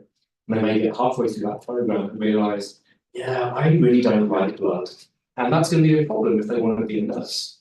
So what do they do then, right? Now, healthcare is still the destination, but think of the last time you went to the doctor's office. There are so many more people behind the nurses, the physicians. You have the receptionists, you have the all of the people that are helping you with the insurance and the finance, all that sort of stuff. It's still healthcare. So wouldn't it be great if the student could divert and take a slightly different pathway to get to that overall destination, but there are more options to do so. So pathways will give that flexibility, and it will build in all of that industry knowledge, workplace skills that are also transferable between those different pathways and eventual jobs. And so what we're really providing, again, with our design, is entry and exit points, specificity and depth, and opportunities as well to earn things like early college credit, industry credentials like the CNA exam that our students just passed, and work-based learning experiences embedded in that really amazing vehicle that they get to travel within as they traverse that pathway. So, some ISB language now. We have at OPRF right now, we have this many pathways. And this might be a surprise, because I think the focus of much pathway conversation over the last few years has largely been about the pathway that I've highlighted in bold and asterisk there. And the reason why you've heard more about those is that those are the CCPEs, the College Career Pathway endorsements, that we as a district decided to invest and lean into several years ago. And we have these three. We have our education CCPE, our nursing CCPE, and our newest one, our business management CCPE. There are some differences between these different pathways. The ones in bold are, I guess, the more intensive leveled up pathways. These have more requirements, more benchmarks for students to meet in order to earn the endorsement on their transcripts. So all of these pathways, among other requirements, students need to take 4 semesters of coursework.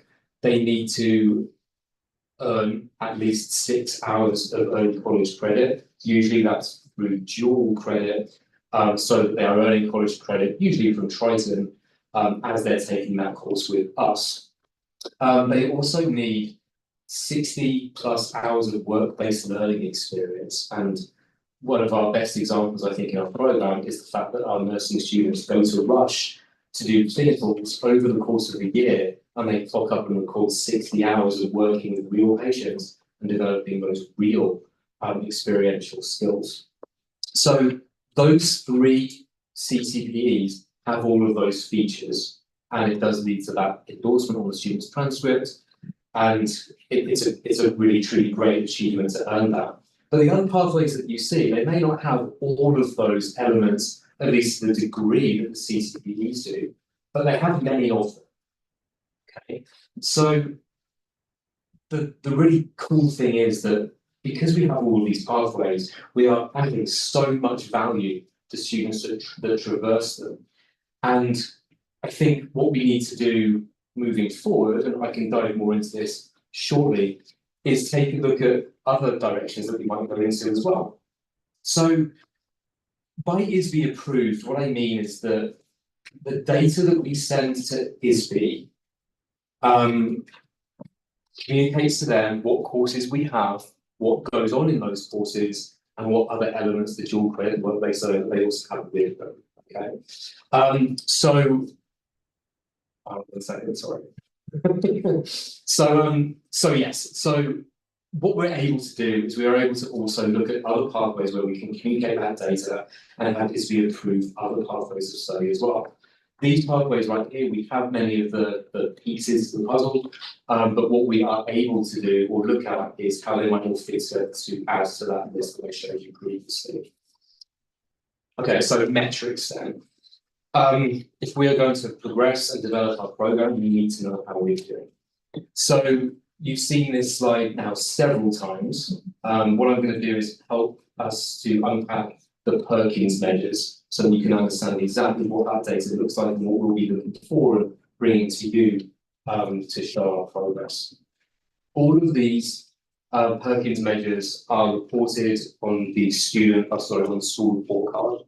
So we can go right now to that website if we wanted to, and we would see these exact screenshots. A little small on the screen, apologies for that as well. So this graduation rate then, this supports the earlier fact that I mentioned that CTE participants are more likely to graduate. So you can see here the 4-year graduation rate of 99.2%. We are one school, one district, so essentially our bars are both yellow and light green, but you can see that we are above average compared with the state. And then our extended graduation rate of 98%, these are students graduating within 6 years. So once again, if you participate in CTE, you're more likely to graduate high school. Academic proficiency. I said quite early on that the best CTE programs will marry up academics and career readiness and skills. So again, if you are participating in CTE, you are more likely to achieve in English, science, and math measures. So it's that reciprocal relationship where CTE can support academics as well as vice versa. Sorry, Mr. Cooper, are we looking at this data? Is this the, like English, science, math, proficiency? Are these CTE concentrated students? Yes. Okay. Yes, they are. And can I ask a clarifying question too? So you're saying the CTE concentrators are more likely than to graduate or to be proficient in these areas? Than those that do not participate in CTE. Okay. Non-traditional programming, yeah, sorry. And then, sorry, are the state bars then the state, so we're on slide, whatever, are those the CTE concentrators at the state level? Yes. So these are the OPRF concentrators relative to the state concentrators, that's what we're looking at. Yeah. On the bars. That's And then you're adding a good comparison between concentrators and non-concentrators, which is not on the next slide, is that right? Concentrators, yeah, that's right. Got it, okay. Non-traditional enrollment. So this metric measures CTE concentrators that are going into an industry in which their gender is not represented as equally. So examples here would be engineering, technology, IT. Generally find fewer female identifying people in those industries.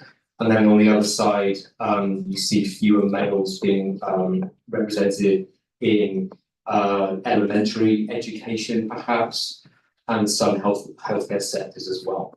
So again, this measure is just measuring for that gender metric, but it's certainly interesting to also then look at the data and representation with other demographics as well.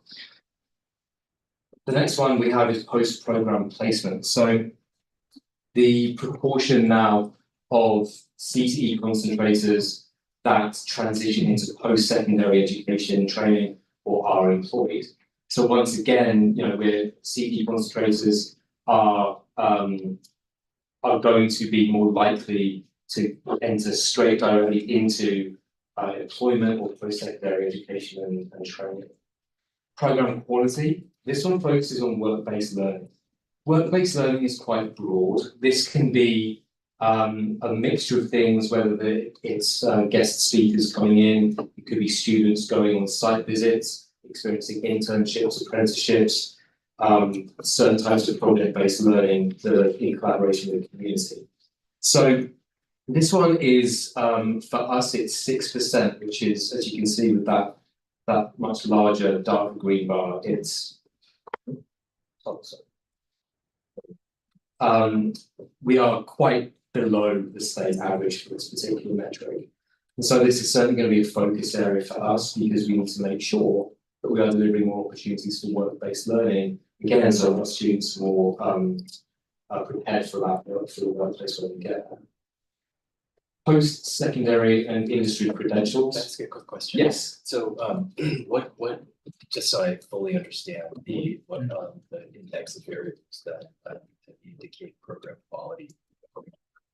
Yeah. What are those?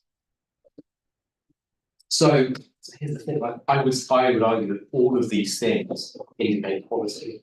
But the program quality is named, I think, in a misleading way, because I think really this one should be called work-based learning, but they're saying that work-based learning is a leading indicator of program quality. Yeah, so yes, but yeah, this one when you see it interpreted as work-based learning. Post-secondary industry credentialing then. So this would be the percentage of graduating CTE concentrators with post-secondary credits or credentials. So post-secondary credits would be early college credit, dual enrollment, dual credit in our programs. And then the credentialing, we are able in some cases, to offer industry standard credentials as part of our programs. So, for example, in our IT pathway at the moment, we offer the CompTIA A+, which essentially shows to an employer that the student has gone through the necessary education and training to be ready to walk into a job where they are competent at diagnosing computer issues, fixing computer software, and the customer service element of that as well. So the idea here is that if you give students opportunities to earn those credentials, immediately, maybe during that high school experience, they're able to get a part-time job, a full-time job after graduation, and again, be more competitive in that hiring market. And then we have the participator and concentrator enrollment. So a participator in CTE is a student that enrolls in a CTE program. And this program, this course is obviously part of one pathway. So up here on the board then, on the screen rather, you have the state on the top line and OKRF on the bottom line. So you can see that about 1,500 students are CTE participators in the previous academic year. So that's about a third of our population. A concentrator is a student that participates in one course and then takes the next course in the sequence in the same pathway. So they're beginning to specialise now and go deeper. So you can see here that 418 students became concentrators in our last academic year. Now, that conversion rate is 27%. So almost 3 students out of 10 who start in a CTE pathway go and continue in that. They follow to the next course. The state metric above draws quite a stark comparison because here, 53%, so state average 53% of participators then become concentrators. So that's quite a big gap. And I think what that says to me is we're good at giving opportunity for students to explore, but we're not necessarily doing what we might need to do to keep them in that pathway and go deeper and therefore be more prepared for that post-secondary step. So those are the Perkins 5 measures. Those are our lagging indicators. And again, these are the things that we would hold ourselves accountable to as we develop our program and try to stay true to those 6 pillars that I introduced earlier. So next steps then, we can talk how we walk the walk, how do we really get these great things optimized for our students and increase the opportunity. So once again, we've got our high-level goal, our indicators, lagging and leading. These are the things that we believe that we need to do now to make some progress. So it starts with situational analysis, and this has already begun. This has been a big part of CTE's year this year, is seeing what we have, what's good about it, what could be improved in those areas as well. And so we have done an audit within CTE of all of our courses to identify where they are in sequences, how they align with industry standards, dual credit, early college credit, and opportunities for industry credentials and work-based learning too. So we are already fairly strong in many, many areas with this, but there will always be more opportunities to improve. We need to be more data-based. I mentioned before that we can't do all the things. You know, all of these subclusters and pathways that are in the national framework, we can't possibly offer all of them. We simply do not have the capacity. So we need to select, and to do that, we need to make sure that the data is driving us. And that data comes from forecasts. It's, you know, we're in a very exciting age where things develop very quickly and it's very dynamic, and it provides lots of new opportunities that we could never have envisioned just 10 years ago. And everybody probably thinking AI. But the thing is, right, that change is so fast paced. We can teach. I could teach this coming year an AI class, but is that going to be relevant and useful in 10 years' time when the student's finished, a freshman's finished a high school career and they've finished their college degree as well. So we need to use industry data to see what industries are going to have that potential to be still growing and employing, so that what we provide in our programs are going to be relevant for those students further down the road. So bringing in lots of data forecasts in our decision making. We need to do a lot of education as well. Again, convert the preconception of CTE being vocational education for the students that can't. We need to make sure that we are clear with the benefits for students and families, and we also need to make sure that we're addressing the needs educationally and support and redevelopment needs as well for our teachers, counsellors and other staff, so that the student stays at the centre of a very robust system and support network that knows the benefits and the value that CTE. Okay, so this coming year, we're going to continue looking at our courses and looking for opportunities to enhance them, but we're also going to explore potential pathways that are still high need, high wage and high demand and high skill, again, for those students that might not go into the workplace for another 8 to 10 years. We need to do some alignment with the new framework that ISB is going to adopt and make sure that all of our boxes are ticked there. And we need to be looking critically at our course proposal process, or rather options, so that if we do decide to bring anything for approval, revision, that we're doing so for the right data-driven reasons that are focused on that eventual student benefit. So these are our outcomes. Hopefully, as you read through these, you feel that you've that we've helped you at least meet all of those to an extent. I know that it is a very confusing world. Trust me, I've learned that over the last year for sure. But I think, you know, the underlying purpose, the philosophies, the why behind CTE is, I think we've been able to communicate how important that is and how well placed we are as an institution to really, you know, develop in this area for the good of our students. Thank you for listening. And questions if you have them. Matt, thanks for all that. That's a really interesting presentation. Thanks for what you're doing. It's interesting to understand where we have come from and where we've got to take things. I'm really curious how we talk to families about CTE families, both aspects that you've highlighted. You know, how do we talk to 8th grade families and freshman families so that they can learn about pathways way earlier on than I think traditionally they've been exposed to? Sure. Yeah, it's a great question. It's something that many districts battle with. I think that being a one high school district has its challenges because we need to work extra hard to establish those relationships with our feeder districts. So that, you know, there's some work being done there that at least is planting some seeds with students as they come and they think about their high school career. I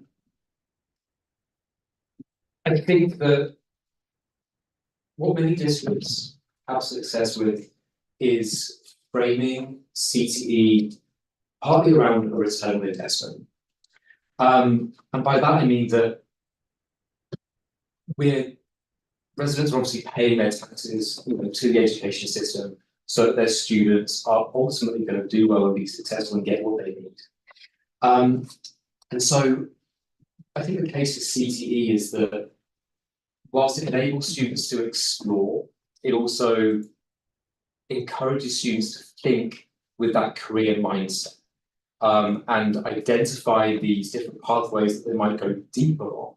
Okay, so for example, if a student is able to follow a pathway through to completion and realizes that they really love that pathway and now they're going to go to a 4-year college and enroll in a degree for that, they're more likely to stay in that degree and not change their major or institution, what have you. And so that can be hugely cost saving for families in that way, as can introducing things like early college credit You know, if families are able to get some of those credits, which means they don't have to have their student do all of those introductory courses, that saves money there as well. So there's various different ways of looking at value for money, but I think that is kind of a universal language almost, like return on investment, that can really help families see the part of the why of CTE. And then of course the student themselves, they're able to find that pathway and become passionate and feel seen and cared for in that way, then that can also be a huge social emotional asset to have as they go through their school. I just like to add to that one too, just directly in response to your question too, I think we need to do a better job of communicating our pathways. I know when Matt presented that slide of all the pathways that we actually do have, it probably was a surprise, to many people. So, many districts do have separate booklets or separate digital booklets, that are extra to their course offering book.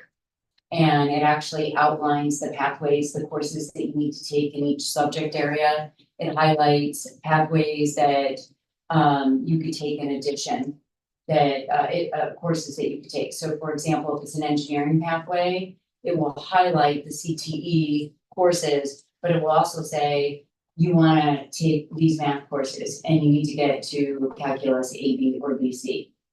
It will highlight the science courses that you want to get to, for example, for that interest. So we need to do a better job of communicating that. We don't always do the best job of working between the student learning department and the student services. And that means that we also have to do a better job of helping our counselors communicate what those course sequences are.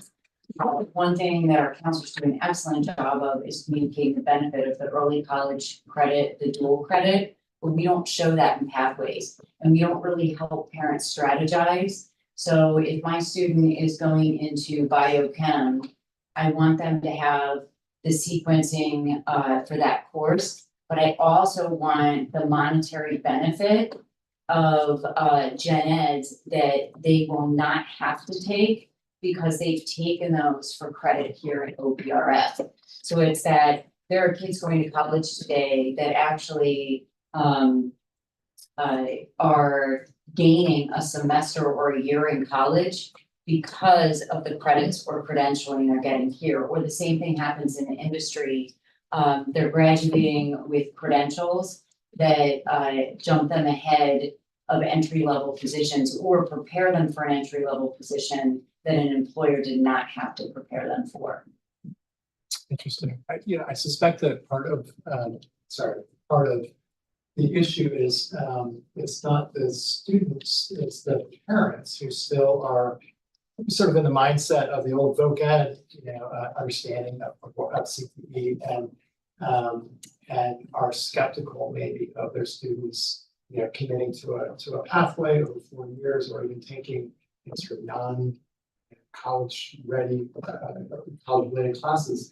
I was really struck by the video that we saw a few meetings ago about the nursing program. And what was so interesting, so just fascinating to me about that was how that program is a mix of kids who are going to be pre-med at Duke next year and kids who are going to be drawing blood the day after graduation on the job somewhere and everything in between.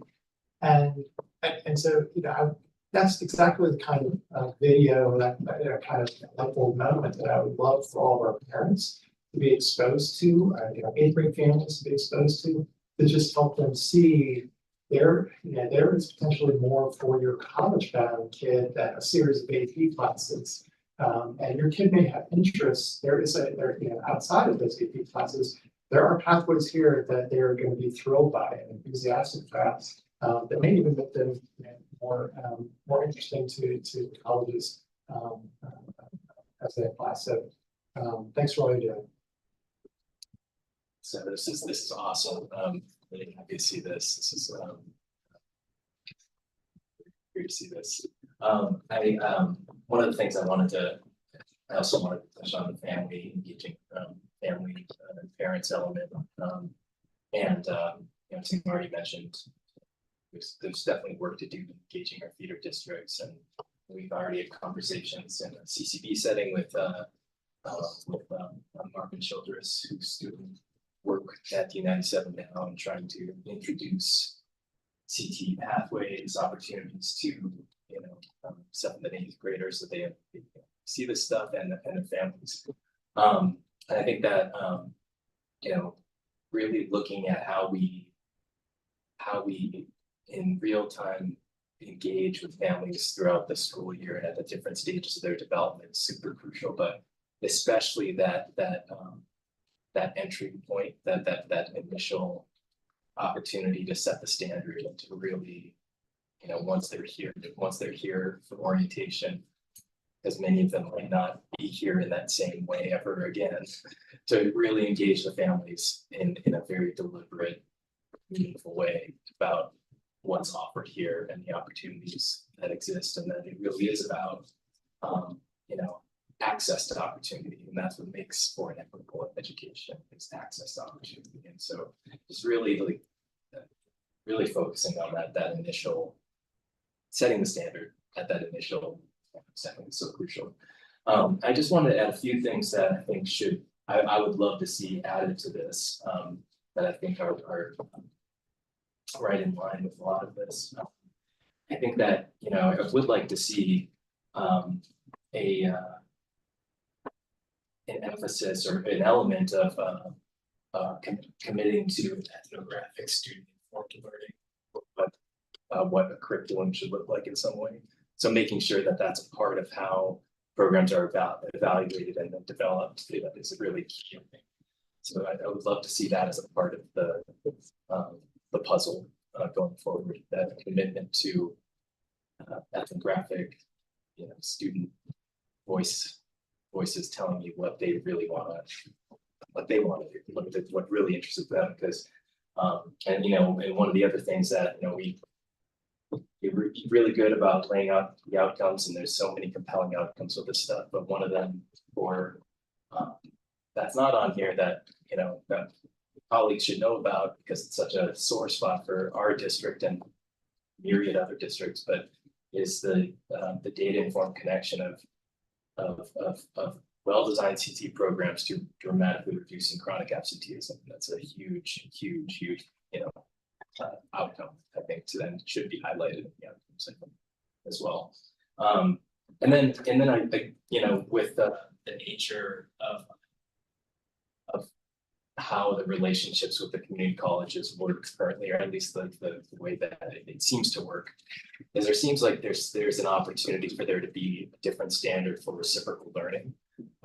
You know, so engaging community colleges with a more, just that, a reciprocal learning, an opportunity to learn from us as much as we learn from them, and to try to figure out how that can be better established as a basic standard going forward. And then I think just, you know, Tim touched on it, but you know, we're talking about it since the 70s and talking about how much it's evolved and how much it's dynamically changed and how much more exciting it's gotten and is getting. But we also should be talking about there was a legitimacy to it back then that we don't currently have, that we're still clawing back to establishing a legitimacy to CT programming. And so it is still a heavy lift and a lot of work to do. So I think that erosion at the legitimacy over decades it's painful. It's hard to get back to a point where we can re-educate everyone on these amazing opportunities associated with this stuff. And so I think just always reminding ourselves that there's still a lot of work to do there, and just establishing that legitimacy is really crucial. But yeah, that's really all I'd add to this stuff. I think this is really exciting. I love seeing this come together. Super excited.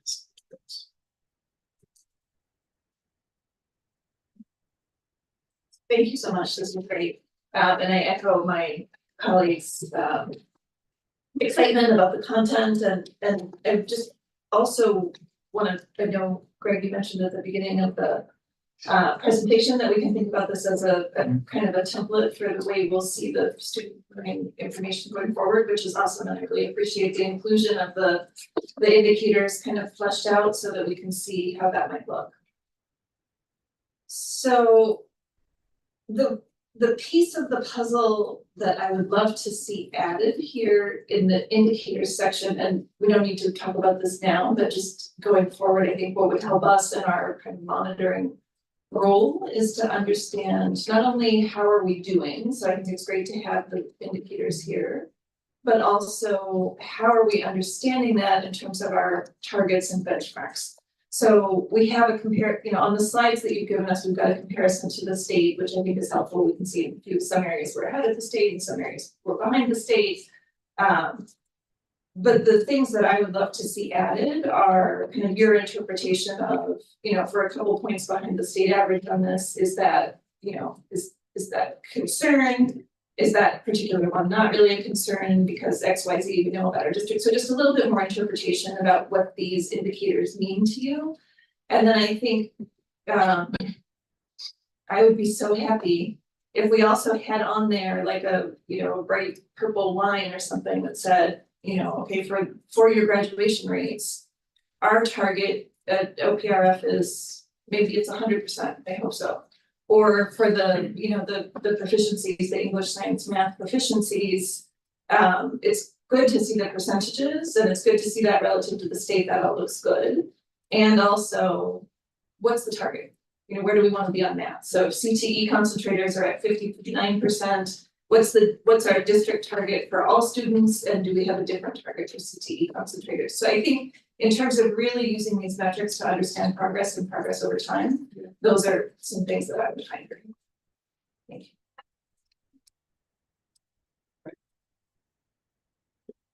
I'd like also just to echo how exciting this work is. It really, for the first time that I've been able to see anything like this coming from the CTA side. I'm going to guess I'm the only one in this room in this building in the 1970s. So I can assert that this is something totally different than what that was. And I think it's really important to look at that from a communication standpoint, especially with parents. Because what you hear is, and one thing that I am excited about is on page 23, where you've got the participants. All right, now I really don't think we can compare ourselves with the state. I think that's very difficult comparison to make. However, when you look at 1,565 participants, all right, who are stepping in the pool, put their toes in the pool, that's 48% of our enrollment. That's a lot of kids. All right, and of those, then 418 are actually, they've jumped in. I mean, they're in the deep end. Yeah. I think that's exciting. I think, that's a great foundation to build. And that's something that we should be excited about. But it's also, I think about, I have a brother who has a company that does medical coding. Okay, it's part of healthcare. That could definitely be something that a step into the healthcare type of field. And there's probably as many businesses out there or institutions out there that in a different way, students who may have an interest may find a step or two on one of these pathways to get into. So that's how I see this. I see it's incredibly exciting work, and thanks a lot for bringing this forward with us on this. A couple real quick questions. If we go to slide 13.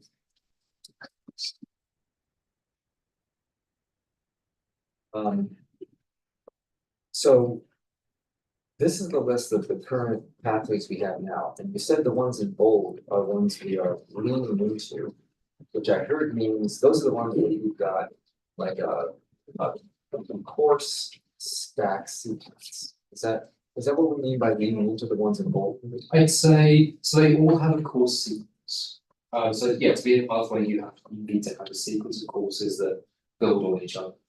The ones in bold, I guess they're just enhanced with more things that add more value. It's the state's model, like the CCPE is a state model. And so we had to make sure that we engineered those three pathways around those required elements. But yeah, the others that are not involved, they are still sequences. And some of them will also include things like dual credit. And then let's go to 14 real quick. This list here, are these the things you're considering adding? Is that? These, so we work closely with our EFE, our Region Education for Employment Office. And so some of the data pools that they do for us indicate areas and courses where we probably have most of, if not all of the pieces that we would need to formally tell ISB, hey, we have this sequence. Because we have auto shop. Yeah, we do. Yeah, so we have, let's take also, we do have auto shop classes. But what we would need to do is make a few tweaks to what state courses they might be aligned with and what concepts they cover. And then we're good to tell ISB, hey, we have this in the mold that you need it to approve it as a pathway. So it's really when you get to compliance with how the state wants it. Yeah, exactly. So my last question is, sorry. Oh, I was just gonna add, so, like, if you compare the auto, what we have for autos to what we have for graphic communication though, in graphic communication, we have even more elements in place, so, we would be able to achieve dual credit, we'd be able to achieve some credential. With automotive, there are other things we would need to do to put that in place. So yes, we have sequencing. It's just the degree to which we can enhance the experience and add the value. Last question is there a place for the trades anywhere in here, like electrician, plumber, carpenter? Yeah, there is. One of the goals, and we've started work on this year or this year already, is strengthening our relationship with Triton Community College.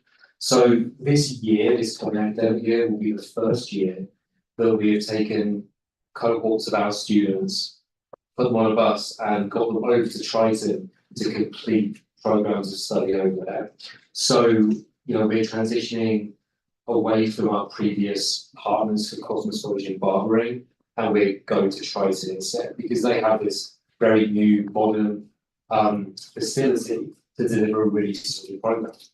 They have other programs as well. They have HVAC, they have welding. So these other programs that we are certainly going to be looking at in a similar model because again, like if our partners have the facilities and the high quality programs that we don't necessarily have the resources or the spaces or the staffing to deliver, then we need to make sure we capitalize on those opportunities and relationships. So that's where trades would get. Yes. Could I situate that answer in the career clusters that you've already made? So could we slide back to number 10? We have those 6 career clusters. So Matt, where would the trades fit within these clusters? Most likely building and moving. Yeah. Most likely. So it's there, it's just one word. Right. Thanks. Any questions? Yeah, so thank you for the presentation. I think this is progressing towards kind of what I want to see these types of documents.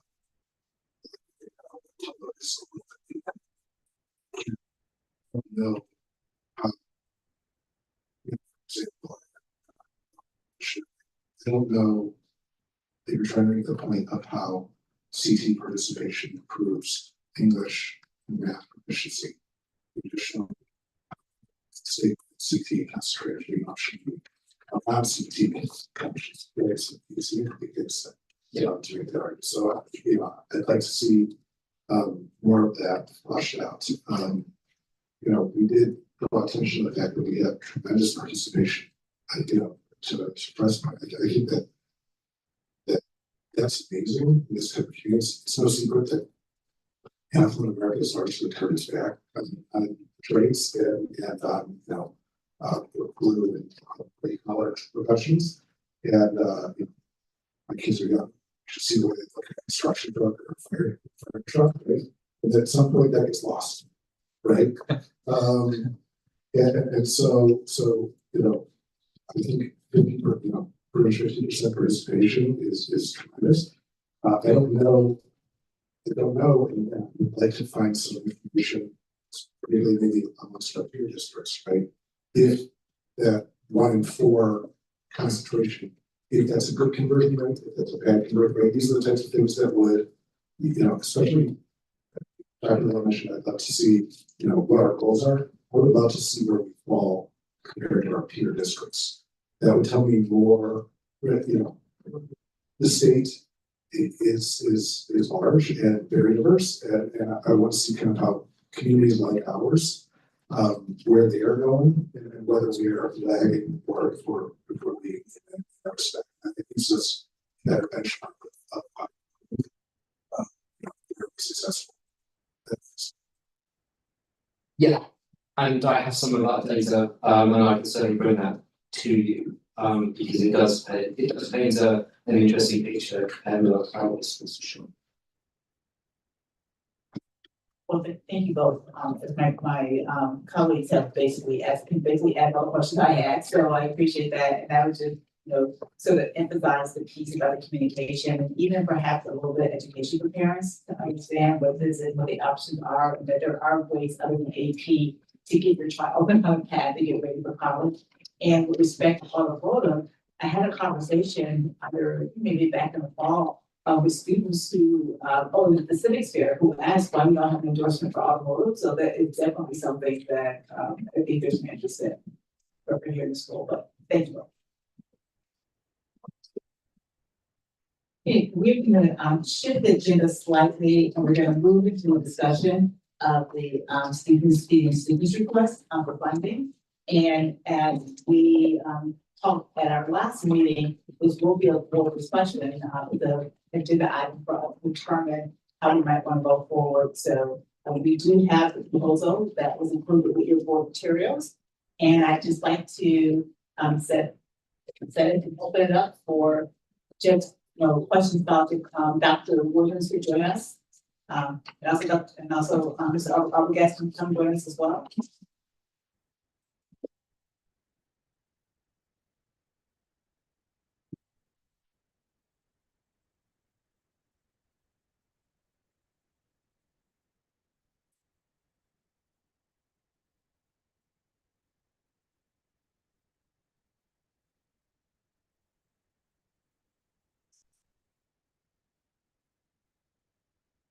And so the question before us as a board is whether we would continue with the proposal to fund additional snack cabinets and to fund just filling the snack cabinets. And we've got a number of letters, and we've got lots of great comments tonight with respect to this. And so I want to open up more broadly to see just where everyone is, or where your heads are, or what questions or information that you need to be able to make a decision. Okay, I'm happy to kick it off. I have a few notes that I'm going to refer to.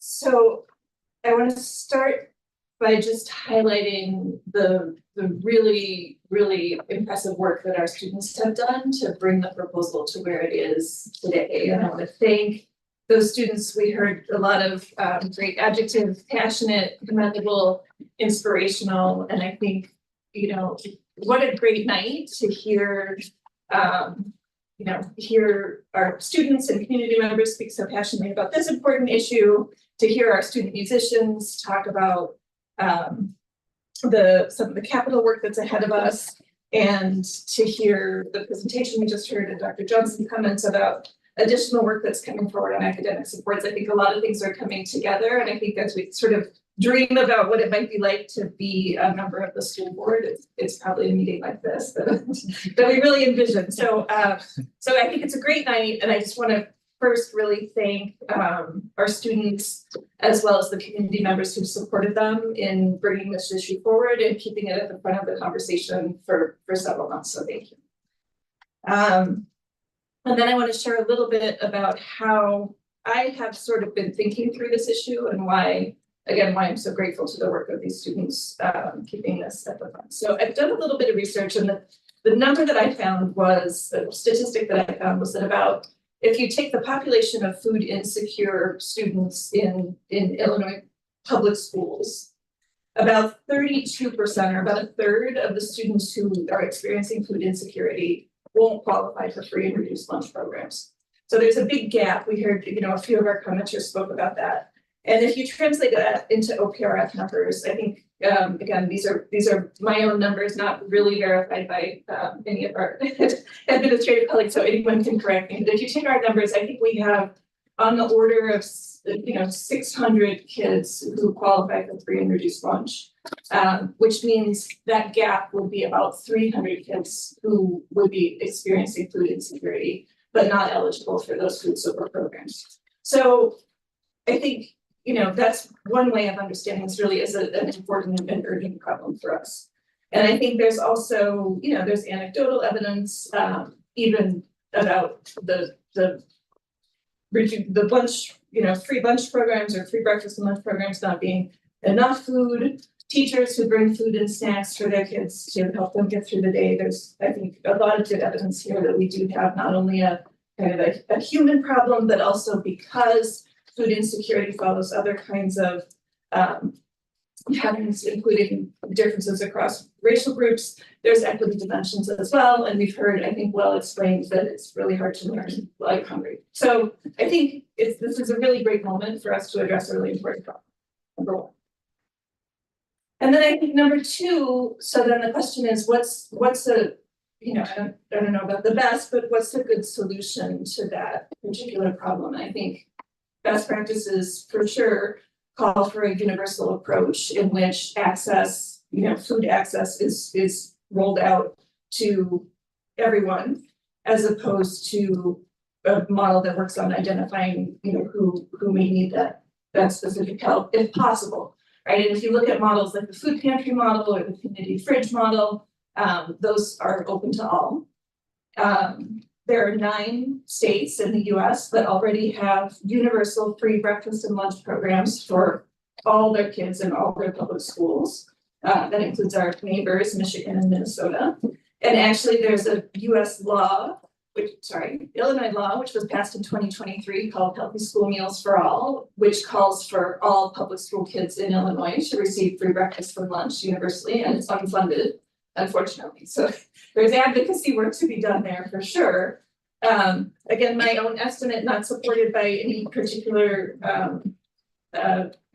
input from our colleagues in the district, but I think that this is about accurate, that if OPRF wanted to offer free breakfast and lunch for all of our students, which would be awesome, I think the cost of that would be somewhere between $3 and $4 million. So, we could talk about that, but I think we can agree that that's a big budget item. So there's an interim solution needed.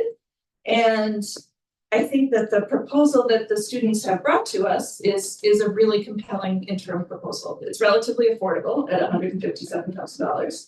They have done some significant fundraising already to fund the pilot and have some grants in the making as well. And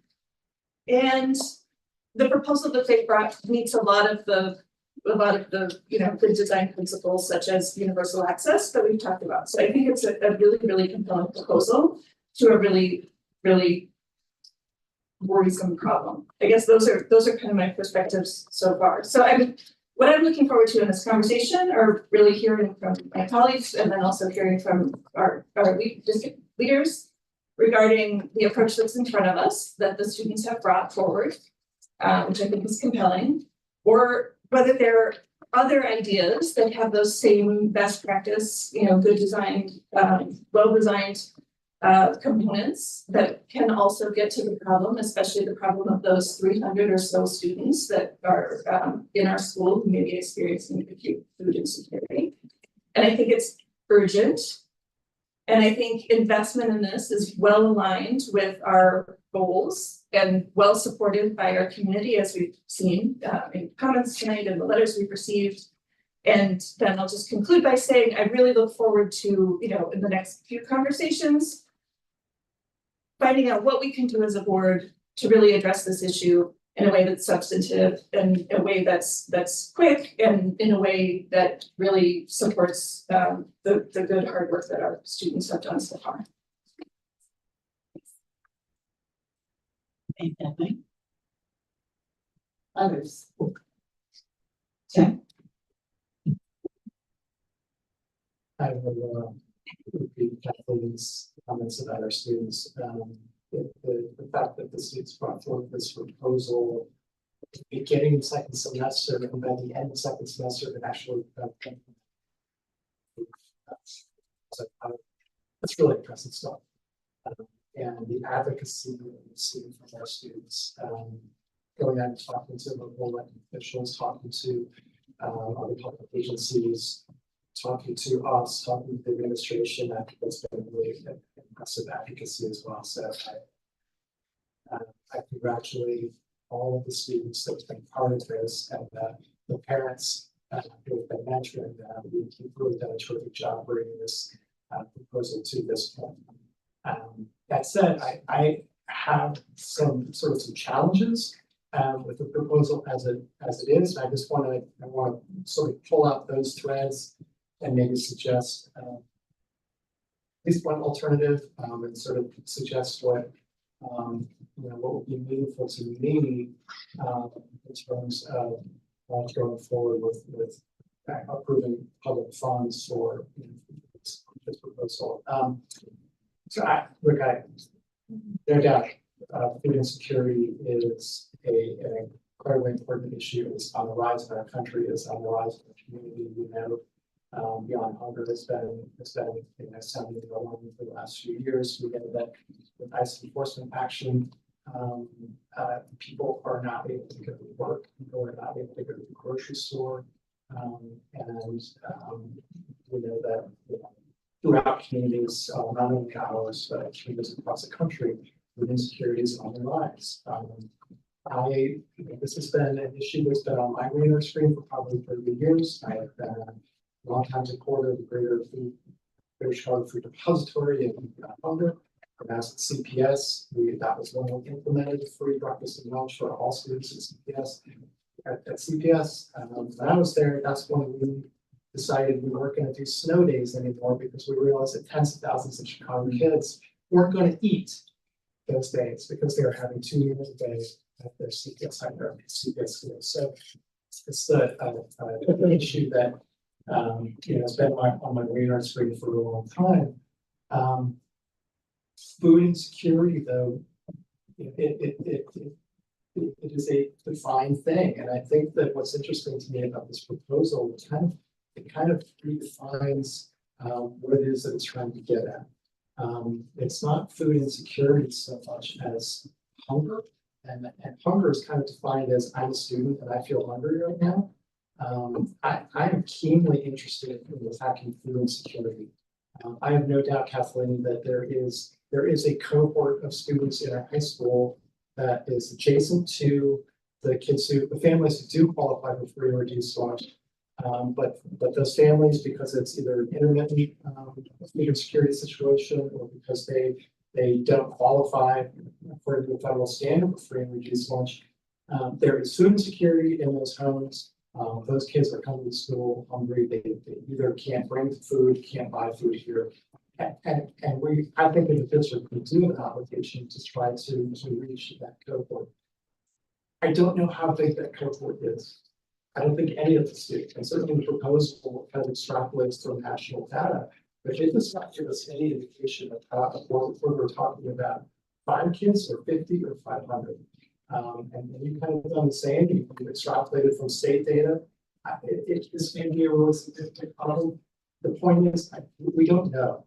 And so that would be really meaningful to me to try to get a handle on at least the size of the problem that we're trying to address. I think that, arriving at a solution to the problem, I think sizing the problem accurately is an important component of that.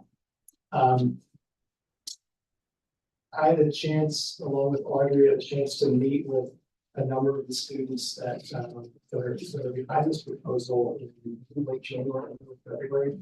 And I asked the students then, have you considered other alternatives to try to get at this cohort of food insecure kids and their families? And the answer essentially was no, we really haven't. We like our snack cabinet solution, and that's what we're going to go with, and that's what we want the school to go forward with. So I think that I think the best thing to do, really, whether the students are involved in this, which I love, or the administration or us as a board, I think that it's incumbent upon us to look at alternatives that are going to directly address that food insecure cohort specifically. Dr. Johnson can talk more about this, but the example that he shared a few months ago was in a previous school district, was a sort of a backpack swap concept where students who are experiencing food insecurity have access to a backpack that partnering with a local food center, I believe. Backpack is filled with shelf-stable meals that the kid could take the backpack filled with meals home to their family, bring it back the next day or the next week or the next month, empty, and swap it for a full backpack. And that way, the students had access to food, the students' insecure food family had access to food, and it really got closer to the root of the problem of food insecurity in that home. It also, I think that the universal design, this proposal, it is all about eliminating stigma, right? We don't want the kids who are suffering from food insecurity or going hungry during the day to identify themselves for fear of being stigmatized. Well, that backpack swap idea does the same thing. It's a neutral black backpack. No other kid knows that it's full of food going home and empty coming back. So I just put that out as, that is an alternative solution that schools in our state are using successfully, that overcomes stigma, that actually addresses the food insecurity problem. I'll be honest, I have a little bit of a problem with the idea that we should be spending taxpayer money on snacks for all. I do. I have a problem with that.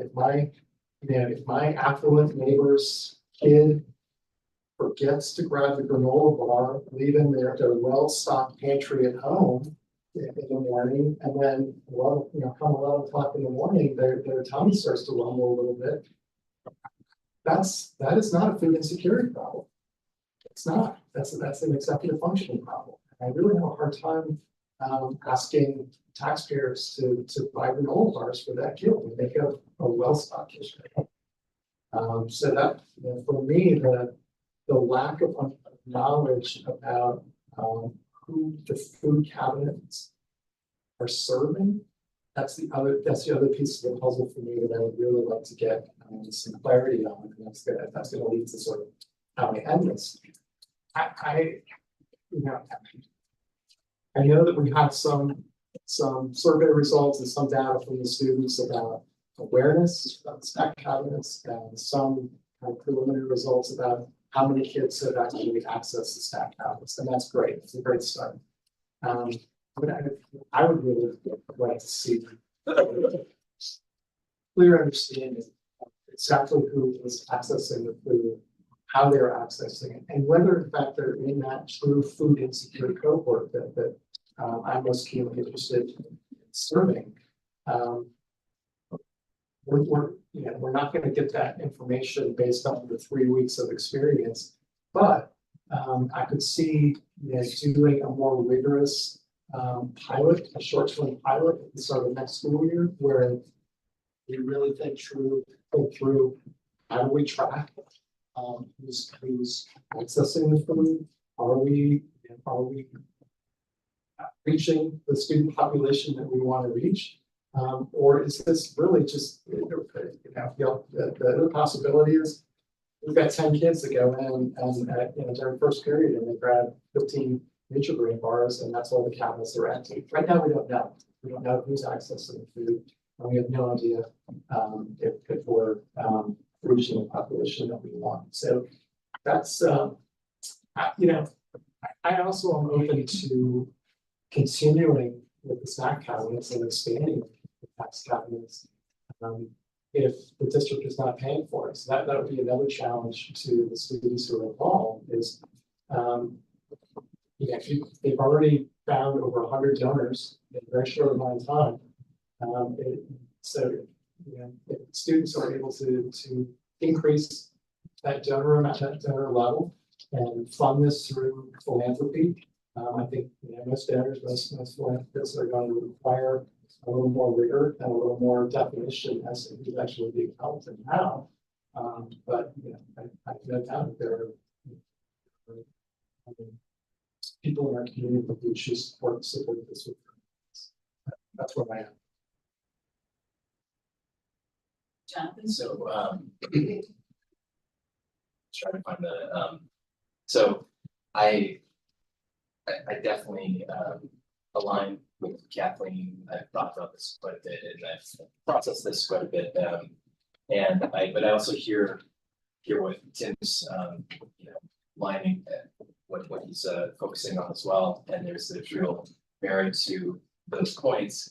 I feel like there are, I think that is an interesting idea to approach this as an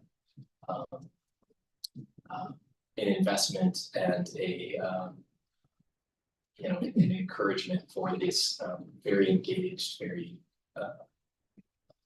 excited group of students that are advocating very powerfully right now to really think beyond this being a line item to how do we engage corporate sponsors, how do we deepen our relationship with Beyond Hunger. And there's so much opportunity here. I think one of the things that I really love about this that tends to make me more to sort of rethink my typical frame of mind with how I engage with these items is usually I pull something and I pick it apart and super critical about the components and the nuts and bolts and how it goes together. And there's value to that. I think with this particular ask, I think there are elements that have developed amongst the student population that in some ways supersede that typical sort of method or way that I would approach, criticizing or critiquing a proposal. Seeing so many students so passionate about addressing a food security issue and it is exciting. It's a super validating and exciting thing. Is it currently perfect in this iteration? No, it's not. But I think that there's real value to acknowledging the power of that alone and value in supporting that. And I think, so I'm inclined to support it largely for that reason, because I think that there's tremendous value in that. And I think that a lot of the stuff that isn't perfect, and there certainly is a lot that's imperfect from my hypercritical perspective. I think that some of it feels very cart before the horse, but a lot of that is just a result of how enthusiastic and excited you are, which is also very cool. So there's certainly things to be perfected without question, but I think keeping that momentum going forward is crucial, and figuring out how we can better have a real-time discussion on perfecting the approach to addressing food insecurity in OPRF is what it should and could be about. You know, I mean, I think that I would like to see some things eliminated from the snack list, like some love Pringles, but I'm not sure we should be handing out Pringles as a snack to address food insecurity. So, you know, maybe a little more like vetting items that we decide to put in the snack cabinets, so there's might be some value there. But yeah, I mean, if we're going to look at this and acknowledge that this is important, this is an equity, it's a safety issue, these are things that we certainly espouse to prioritize. And we also espouse to prioritize you know, student agency, student advocacy, and student excellence, and this is certainly an example of all those things. And I think that how we sort of keep that and become better stewards of that, that's really sort of the task or the challenge for us going forward. I think that there's a lot that we can refine and improve on, but I think we can commit to working together in doing that. So I think that supporting it at this stage, I'm certainly inclined to do it. I think there's a variety of ways of looking at what that support might be. Could be, you know, an extended sort of proof of concept sort of endorsement of some sort, you know, or, you know, I mean, there's so much opportunity to engage other funders, as Tim said, and you just got started doing it. And so there's so much potential for this, so much. And so I think just from my perspective, at the end of the day, the most important thing is seeing that there's a great opportunity. There's a lot of students that are really very engaged in this. I think we should roll with that, work with that, and acknowledge that it might be imperfect right now, but that there's a lot that we can improve on by working together. So that's my thing. Being afraid or just. When I first was exposed to this program, I thought it was outstanding. It's found an issue that was an important issue that had fallen through the cracks that nobody had ever started in figuring out solutions. I think we're still in the figuring out stage. I think Jonathan said something about putting the cart before the horse. Well, if we wait for that horse to get in front of the cart, we'll be here talking, having the same conversation in 10 years or 15 years. I think that what I love is the kids' advocacy. I love the fact that they found that problem. They started on a pathway of solving them.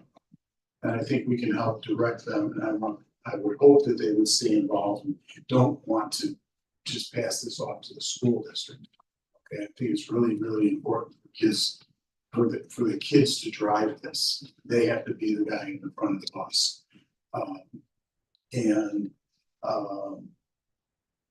So I look at this almost as, at least to start, is a pilot program. Because there are a lot of unanswered questions and things that have to be addressed. But if we don't take that first step, we won't address those. I just guarantee it will go on and on for next year and the year after and the year after. So I am supportive of moving forward for next year.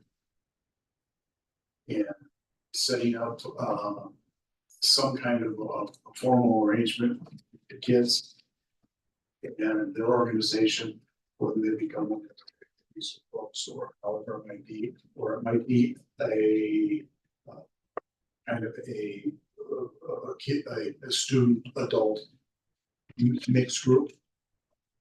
depending on the interest and the expertise comes from. But that's where I stand.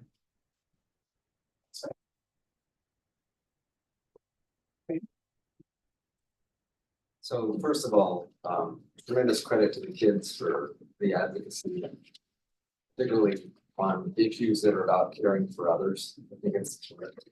It's a great experience.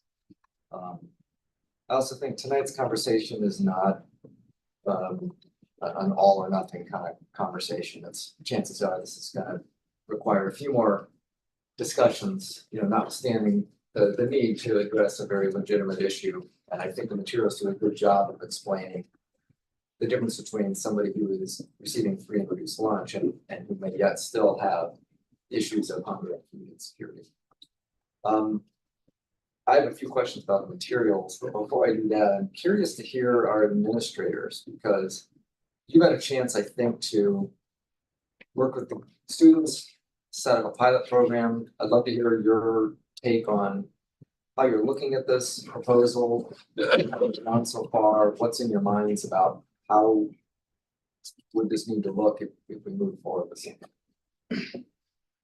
Yeah, thank you for the question. And first and foremost, definitely have to give honor to the work that the students have put in throughout the duration of this project. I think back to the first semester when I was first introduced to the concept back in December. And at that time, I learned that they had been thinking about this for a few months. And then we had quite a few conversations in between December and then ultimately in May. We began our pilot. And the whole time the students were very specific about what they wanted out of this at that time in terms of the view of the number of cabinets that they would like to see in the building. At that time, it was 16. Of course, we landed in the place of 4 as a pilot to learn about how this can serve the school community. So, of course, the students were fabulous within that and continue to be fabulous. So as we have wrestled with this in a lot of ways, and what I mean by wrestling, we've asked ourselves a number of questions, right? And that includes the students as well, but us as an administration. We have been asking ourselves, one, what does this mean for the culture of the school in terms of how students respond to this? That was one of the very first questions that we had. How will students respond to this? And we felt that it would be a positive response, but of course, we were asking ourselves the questions of the culture around this. We had many conversations about stigma. The students were heavily involved in those conversations as well to make sure that we were being thoughtful and supportive in how we present this to the school environment, and then also how we, without hovering, we're also monitoring the culture of this and the potential for stigma. So that, I'm pleased to say that is something that had not become a major problem for us internally as far as how the students were managing this and interacting with this. Now, as a administrative team, of course, we were asking ourselves the questions of how can we be supportive of the students ongoing in a continual fashion, right? And what does that mean on a daily basis? Because this is actually this is not a need that disappears on any given day. This is a daily need, right? So that requires daily interaction and engagement on our part as administration to help support students. So I was able to step into that as well as our community outreach coordinator in terms of kind of monitoring what was happening around that. And we were partnering with our buildings and grounds team to make sure that that worked out in a progressive fashion. And building and grounds, they've continuously said that this has been a positive experience. They don't have anything negative to say at all. They are supportive as far as the buildings and grounds. Also, as an administration, we were, of course, wrestling with the question of, is this really meeting the need that we intended to meet, right? And we've had several conversations about that.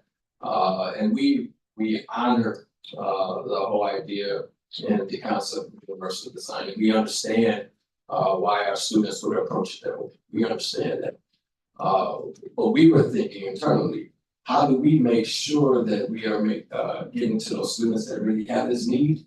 How are we making sure that they are getting to those cabinets? And that is something that we are still willing to explore and work within to figure out how do we make sure that's done, right? But that has been an ongoing conversation that we've had, is how we make sure that the students that have that need, and without creating stigma or creating discomfort, but how do we make sure that we know that and make sure that those students are being served by this project and this opportunity. So definitely, we've had quite a bit of conversation about that. And then also, of course, the nutritional value of the snacks that are being provided. We've had a little bit of conversation around that. It's not something that has overtaken the matter by any means. And, you know, we're seeing granola bars and Nutrigrain bars and goldfish crackers. They are being eaten by the students. The students are definitely utilizing the snacks. But of course, as an institution, as an administration, we've been asking ourselves, we make sure that we are providing the appropriate snacks for students. That's a responsible thing, right? Students have been open to these kind of conversations that we've had. That's so. Whole lot more questions that we had that we are wrestling with as well, but we also are enthusiastic about students' engagement, involvement, and willing to step into that conversation. What about you, Tony? Is there anything?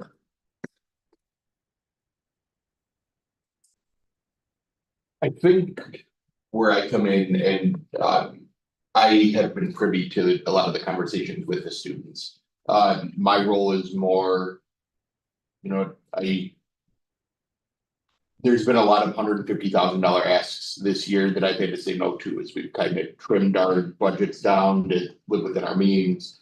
And by no means am I saying we say no to this. But you know, a lens we took into budgeting season was, you know, impact and effectiveness. So I think the hardest part for me is we've got really a well-written report with a lot of national data. Kathleen, you cited some national data. State data, I'm sorry.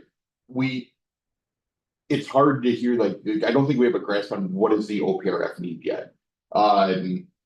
There's, you know, the possibility this is great. There's also, I think of my 14-year-old who, you know, has a constant, when I fall below $20, another $20 goes on my lunch card. And he would go in there every time he felt hungry and grab something. You know, and it's not, and that's that hunger versus food insecurity. You know, I struggle with it a little bit because I want to make sure we're meeting the needs of the kids who need it the most. And I don't know how we get to that. I like that idea of the further discussion. You know, in some ways I think of this as that kind of classic picture of equity versus equality, where you've got the older child who can already see over the fence, and then everybody's got the same size stool. So when he stands on it, he's just looking way over the fence, and then the younger child still can't see over it. Where, you know, when you think about then, you know, shifting to more of an equity standpoint versus an equality standpoint, when you give the younger child a little bit bigger room, he can see over the fence now, where the older child, you know, still can see over that fence. Hopefully seen that picture because I don't think I really described it super well. But you know, that's just kind of where mine goes to is I by all means, you know, would love to see us continue to tackle this and have eliminate the hunger from students. I don't know if today I can say that's most effective with the snack cabinets or putting that money into preloading lunch cards for students who don't qualify for free and reduced but have that need, and giving them 2 full and complete meals throughout the school year. So you're articulating something similar to what Tim said, which is we acknowledge there's probably an issue here. The question is the solution being proposed the right one? We're being asked to basically say, yeah, this is the right answer. And what's challenging in this situation is normally if there's an expenditure in front of us that is also very much about the operation of the building, We as a board will then typically turn to the administration and say, all right, how do you want this to go? Does this work? Does it work for you? And so we then get a proposal from administrators with the group or partner sitting side by side right here. And then we can ask you a bunch of questions, and you in many cases will have vetted a lot of this, and then you will tell the board, okay, here's why we as administrators think this will work. So that's one challenge of where we are today, but then again, this is just a discussion. We're just an initial discussion phase. The thing I'll just say to conclude is to provide some feedback to these awesome students and SFS. So if you're getting feedback you're going to get from us shouldn't be taken as we're shooting you down or we're criticizing, but rather what we're doing is stress testing. Because what you're doing is taking a big swing. You're coming to an institution and asking for a 6-figure spend and a year-long project or effort. So as you hear these points, I recommend sort of taking them in and working on your proposal and sharpening it, and then teaming up with the administrators to help produce sort of a more concrete and defined game plan of how this is going to work with the backing of the administrators. So I'm going to walk, I haven't had a chance to meet up with the SFS people like some of my board colleagues have. So I'll just highlight some of the details in here that I recommend you guys maybe try to sharpen up. So these 2 documents were in our board book. Neither one of them have dates. So I don't know whether they precede the trial run or their post-trial run with the key learnings and takeaways you've had so far. I think the report does a good job of explaining at a high level that delta between those who are free and reduced lunch recipients and people who are actually still hungry because FRL doesn't actually adequately measure food security. When you get to page 5, it's very prescriptive about the location of the boxes. I don't know if that is something that was created in partnership with the administration, or if that's just your own idea of, hey, here's where we go to put the boxes. There's a lot of talk about this club's going to do this and this club's going to do that. Clubs are very powerful in our school, and you have a very, mission-based approach to this, which is very noble. Does it make sense to have a club like Black Leaders Union or Women in Leadership or Huskies for Hope that is actually SFS or mutual aid, and it's a new club within the building, and then that becomes the hub through which this operates, and you have, as all clubs do, the adult sponsor, who's your champion and your connector to other adults and administrators.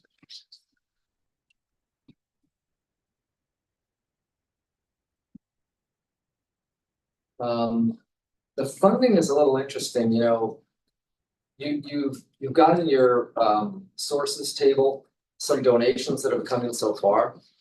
Clearly, the bulk of the funding ask here is from OPRF. And I don't know if the intention is outside funding partners combine their dollars with OPRF dollars to provide the services in the building, or other services you're going to do outside of the building. So that'd be something good to be a little more clear about.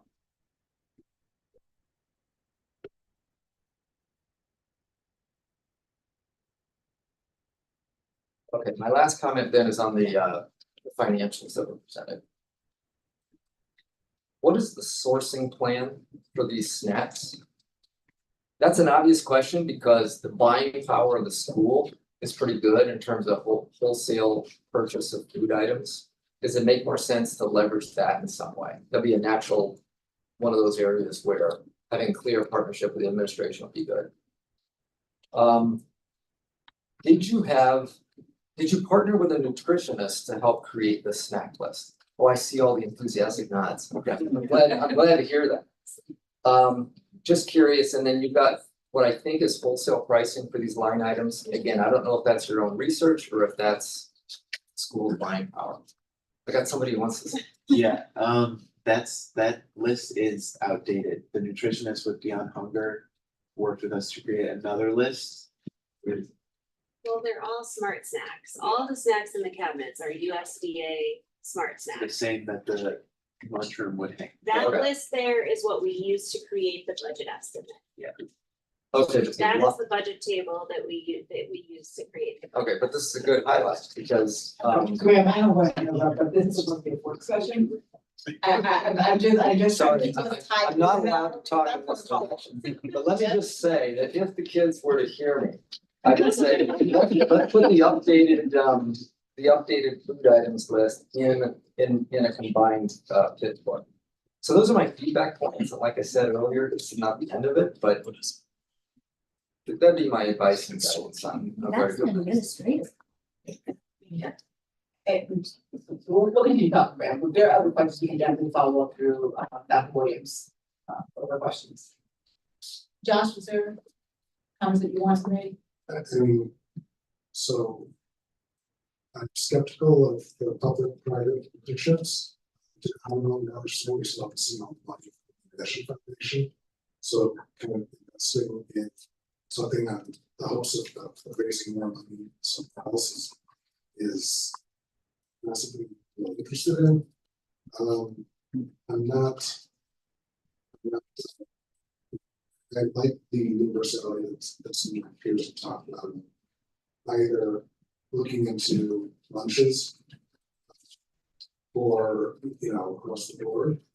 But snacks is, not going to fill up on snack. Like a lot of these are empty dollars. At least what I'm looking at here. I know they're smart, but the smart snacks are not. They're not. They're still not like the best. I think they're snacks, right? So it's not the same degree as like you need the rest of us. I'm curious about the idea of club with the administration. I just don't see the club source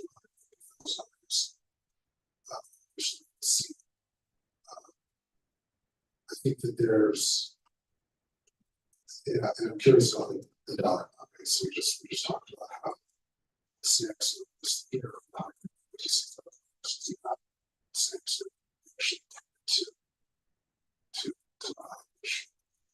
certain. So, it's not the end of the conversation.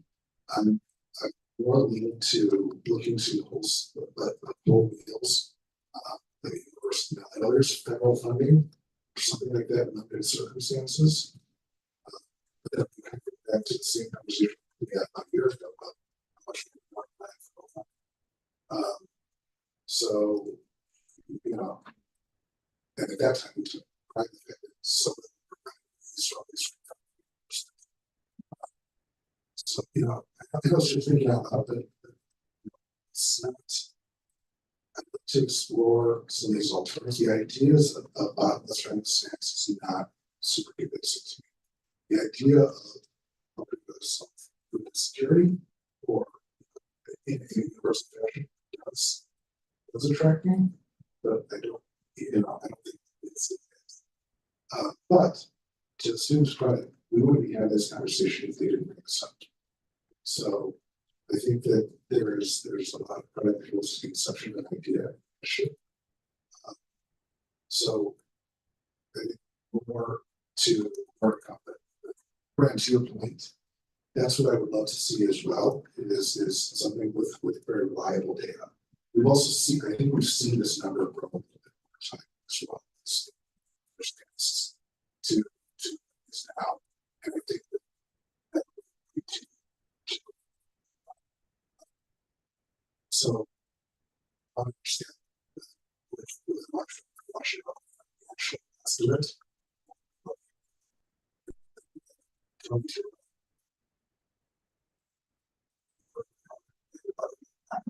Savings. This is a wonderful student estimate.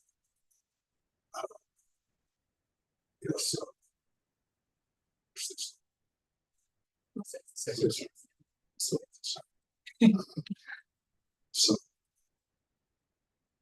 That's right. Schedule some sort of continuation.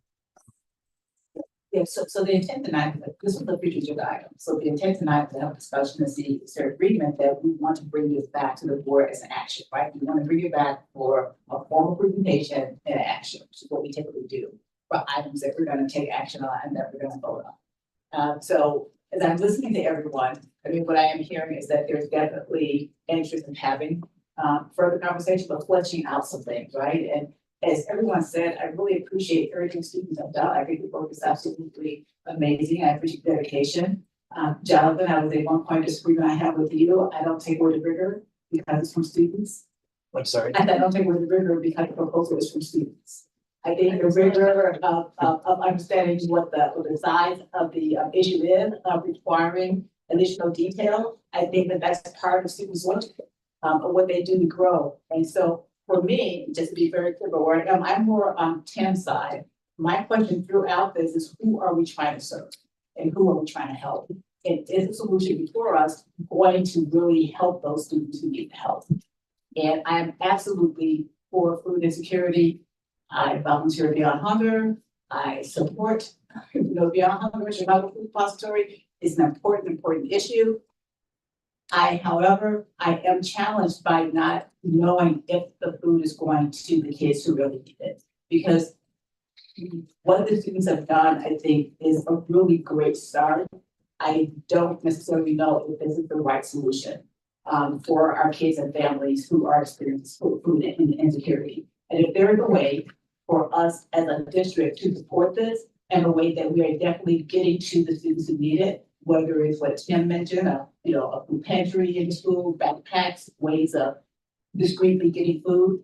Tony mentioned, could we fund as a school additional meals for students? Because right now our school does a lot for students who need help. I mean, I know we can think about ad hoc basis and point to confirm this, but perhaps there's a more systemic way that we might be able to help students by just putting money on their lunch card, in their lunch account, and no one has to know where that money comes from, and they can still get meals, right? So for me, I want to understand who it is that we're trying to help and actually help those students in ways that are sustainable. So to be clear, I want to say that it's not rigor that I said proposed and banned. I think that is one of the first engineered concept of rigor. What rigor is that, like sort of mental concept in looking at how we can rigorously support an initiative, identify and acknowledging some other sort of intangibles that are powerful. So I want to make that clear. It's not about abandoning rigor. It's about a different approach to how we collaborate. Yeah, and I think how we apply down, and I think also we don't abandon what we expect from a teacher standpoint. Having data, having information, having impact, being able to say, what is the impact of what we're doing and being able to measure that. We ask it of everything else for everything else that comes before the board. And I would want us to have the same thing here. I just, from my perspective as board members, that fiduciary responsibility doesn't go away. It's an important issue. It's an issue we have to address as a school district. I'd like to see more options for how might we address this issue in a way that gets to the students who really need it. So I just have one question as well that we received email from you about some sort of a communication. I know that was directed from the perspective of. That's that job. Can you talk about that a little bit? It was a memo that actually went to Dr. Williams. And so I was just simply clarifying that was a draft that you received and not something that was coming from Dr. Williams. But it was drafted to look like.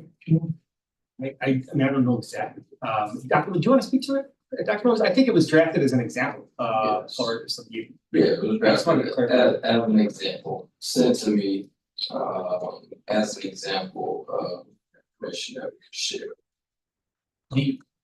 Because it was drafted in a format that we do our board memos, we wanted to make sure that wasn't like if the board saw, that this conversation is first before any sort of ask comes. Wanted to clarify that sequence, and that's not what the purpose of today's meeting is. So I guess what I'm hearing, I think the majority consensus might be that we are interested in this topic, but we want to, speak about this. Yes, so what I've heard tonight, and you all told me if I'm missing things that, we definitely want to be able to have students engaged and involved. They've done great work. We want to be able to help build on that and continue that work. I hear that some of us want to make sure that we are absolutely getting to the students who need the help, and that we want to understand how might we size what the issue is and how might we get to the students who need the help the most. From a universal design perspective, I think it's great. And this is an ask that's going to go into our budget. It's going to go into our budget in perpetuity. I mean, once you do this, you're not going to stop it, right? So as we're thinking about how we're going to use the fund this, what is it that we want to fund? Who is it that we want to help? And how do we make sure that we're doing that appropriately? And Graham's feedback and Josh's your feedback as well, in terms of including some additional data points and information and a proposal that will come before the board for discussion and vote. I want to make sure before we wrap this item up, I want to engage, and I want to also speak back next steps on. So there's clear consensus before the board. Sounds like you want to say something first, right? I just want to say two things. One, I want to really lift up what Fred said, which is that if we, what did you say? If we wait for the horse to get in front of the cart, we could be here for a long time. So, and I want to, I think a few of us have weighed in to say, I think it's definitely not, to me, probably the gold standard solution would be free breakfast and lunch for all the students in the school. That would be awesome. I don't think we're there today or tomorrow, but I think this is something that's in front of us right now that could be rolled out on August 24th or whatever the first day of school is. So I think that's important to keep in mind. It doesn't have to be perfect if it's good. Even if it's pretty good, in my view.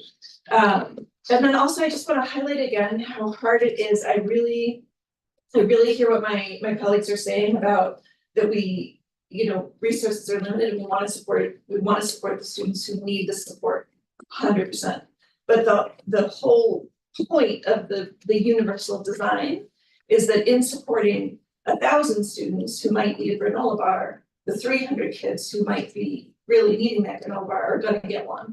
And some other people are going to also get a granola bar because they forgot to eat breakfast. And I personally am not too worried about that if we have a relatively low cost solution that gets some calories, most likely, into those kids. So the only way it really fails to meet the objective is if the group of 300, that cohort, are unable to get to the snacks because they're all eaten or whatever. So it's not perfect.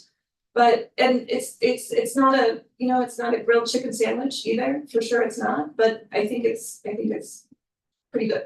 So those are my last words. And again, I just want to add, one other thing is I don't know, students perhaps about this, I don't know what attempts have been made to try to understand who the kids are, right? And I see the kids, how many families might need help. I don't know if anything's done to parents. I don't know if there's been some kind of anonymous way that kids can, kind of report, but I just don't know what efforts have been done to try to get to families who might have a need.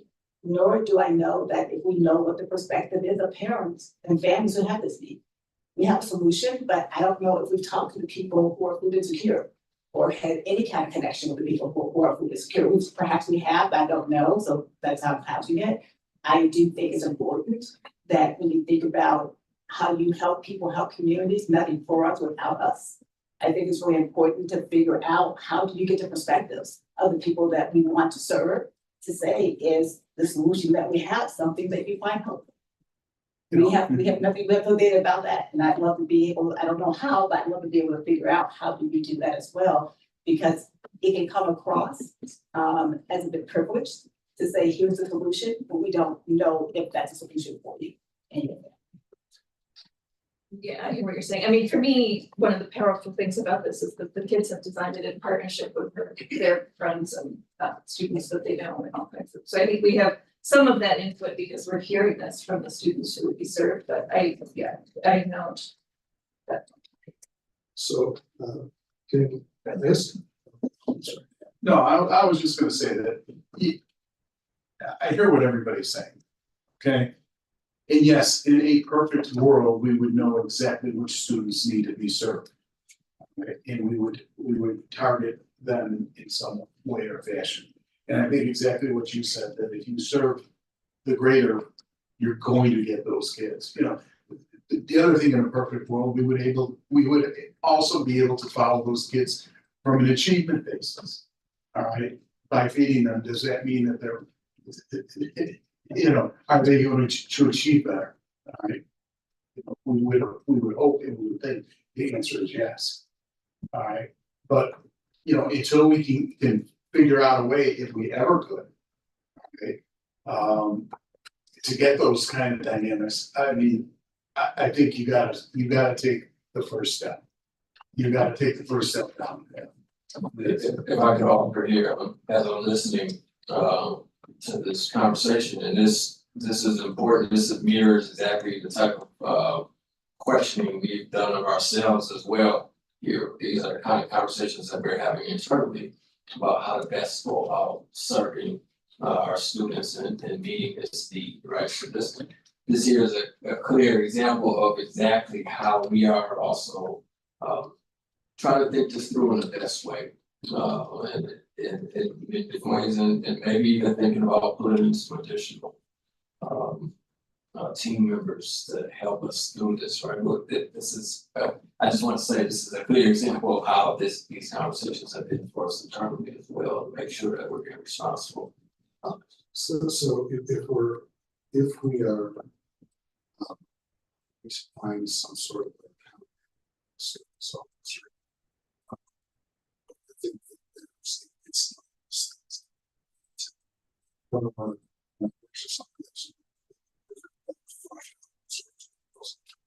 doesn't have to be, I think, the same approach.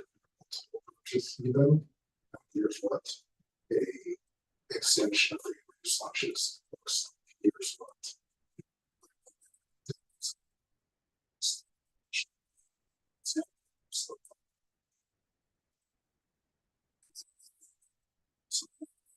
You know, on board that you're not so different than what we get presented options or perhaps through design options, something into that theory. Does that sound?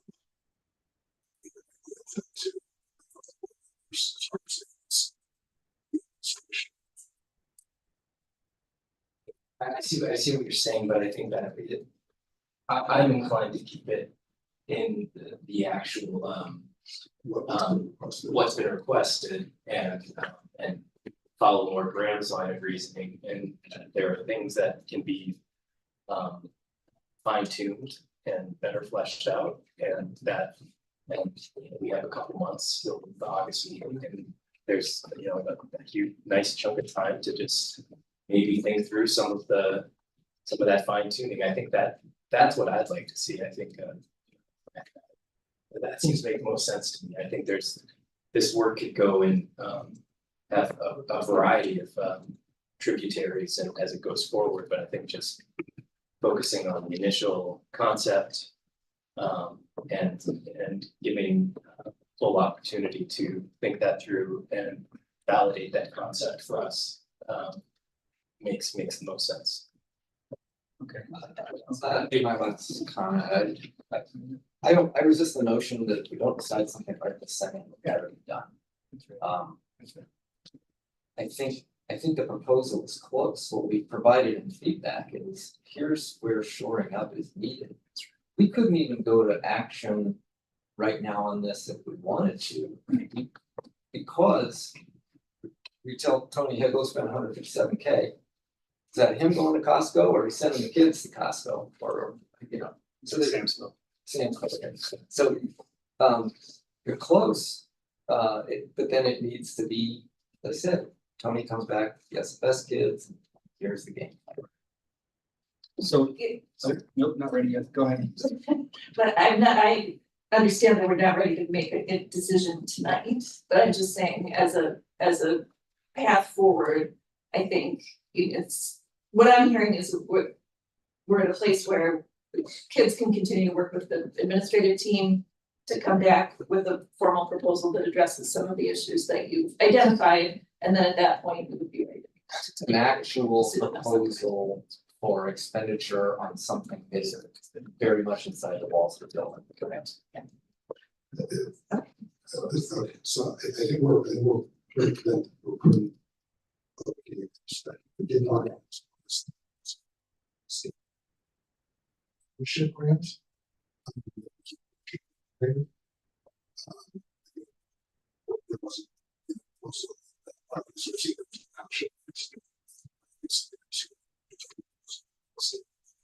Andy Josh, is that one that was It's not their opinion. And that was one of the gap questions, which is, okay, what's the role of those funds versus what we're doing? And so it's not something that I have seen. In the past.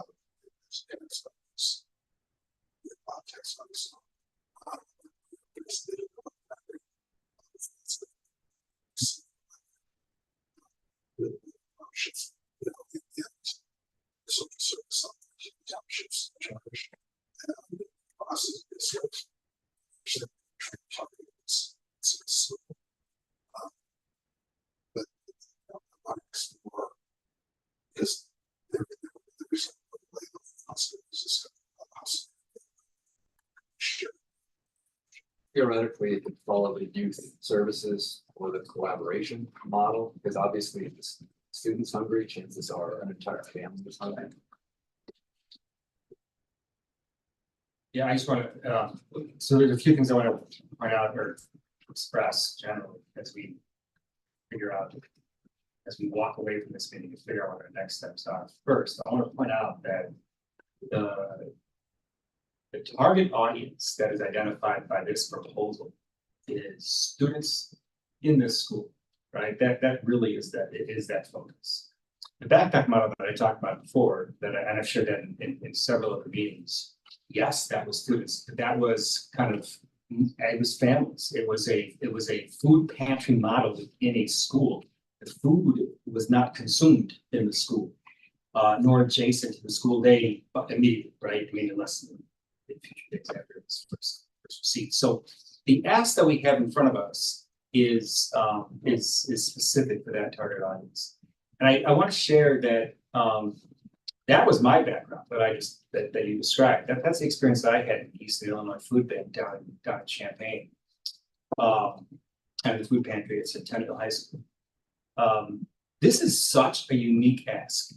It is such a fabulously unique ask.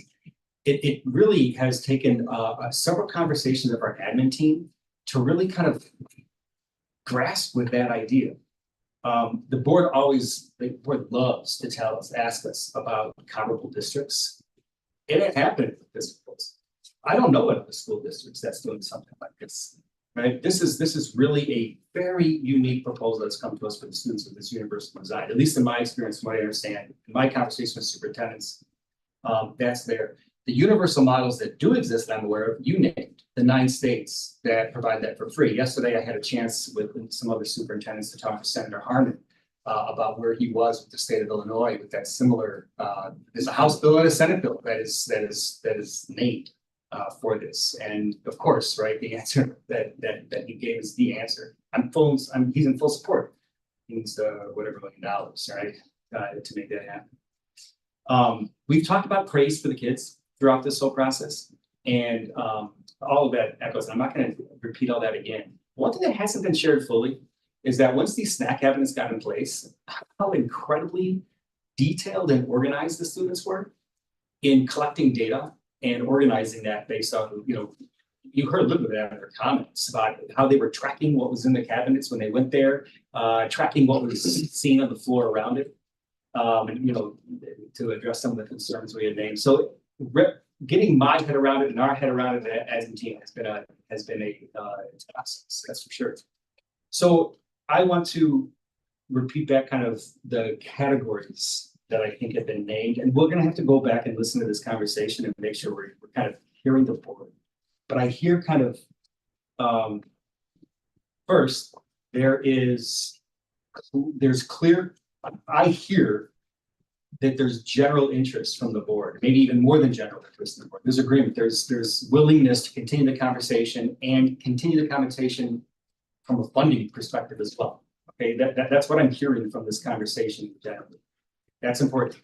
Number two, there's kind of spectrums in this conversation. There is the universal design and the value of that from a stigma perspective, and the meeting targeted needs. There's a spectrum there. I want to challenge us all to make sure that as we're thinking about that, given where the board is in this conversation, we should not trap ourselves into thinking about that spectrum as a mutually exclusive one. You do one end of the spectrum or you do the other end of the spectrum, right? There can be, hybrid models that exist. There is one concern that we had that was highlighted a little bit. We talked about it a lot as an admin team. A lot of that has kind of gone away, but still there are challenges for us as a district. There's the kind of spectrum between implementation, how it's implemented, and that I'm going to call it loosely kind of disruption in the school. What does this mean for student traffic around some food teachers, student traffic around the cabinets? Or we initially talked about rodents and cockroaches and mice and all those things and litter and those things. Those things, from students or elsewhere, we don't see those reports from this fall, from the spring at all. So, but there's that spectrum that we have to consider from an implementation perspective. There is guidelines for what we provide and how that matches with what is responsible for us to give, right? So, where we're taking source, what guidelines should we follow and how should we ensure what we're providing is of the right value? There's some conversation about that. And then there's also how we're pricing this out that Grant pointed out. What do we price out and how does that actually meet the needs? All of that has to get figured out if there's another aspect for it. So I really see those four things. And then within that, the question that we've had as a school, and the board has kind of responded to that, what is the role of school funds within whatever we go for? What is the appropriate rule, the appropriate use of school funds for in this? And that's probably more than anything else. That is a school board decision to make, right?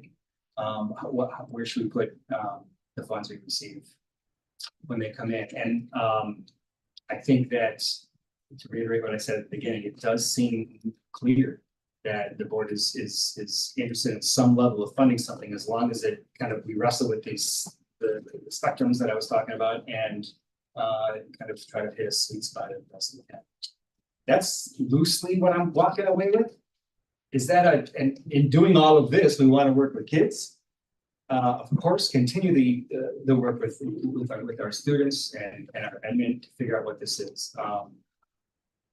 And I do want to talk about, Jonathan, you said, I think you're the only one who's talked about timeline really specifically. If we're talking about something by, August, right? That does gives us, a little less than 2 months, all right, to figure out what this is, but there is time to pull this together. So it's a little clumsy, but those are what I'm understanding, generally the frame of the marching orders that the admin team is setting. And there are just, I don't even think it's been mentioned tonight, and I think this is an important thing for the board to know, because it's not really clearly explained in the papers, but the universal design wasn't just a pluck from the no doubt a theoretical framework. It's the guiding theoretical approach to food insecurity issues, period. So so there's several ways you can better explain the proposal, going forward, because that would, I think, be useful to sort of lay that out right away and say this is how this is best practices for those working, dedicating their lives to food security, is applying this theoretical approach.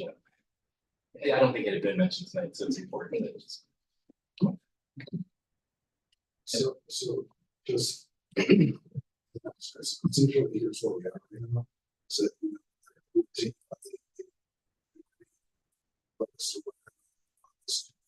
business. There's no vote tonight. Well, this is a discussion. Just consensus around here for us.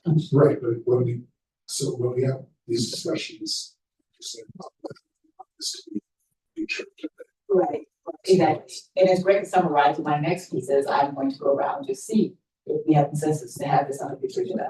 That would be the next step. To have on the agenda and have a full presentation and action related to. So simultaneously we have the peers to the leadership team, if we the consensus to order as future business.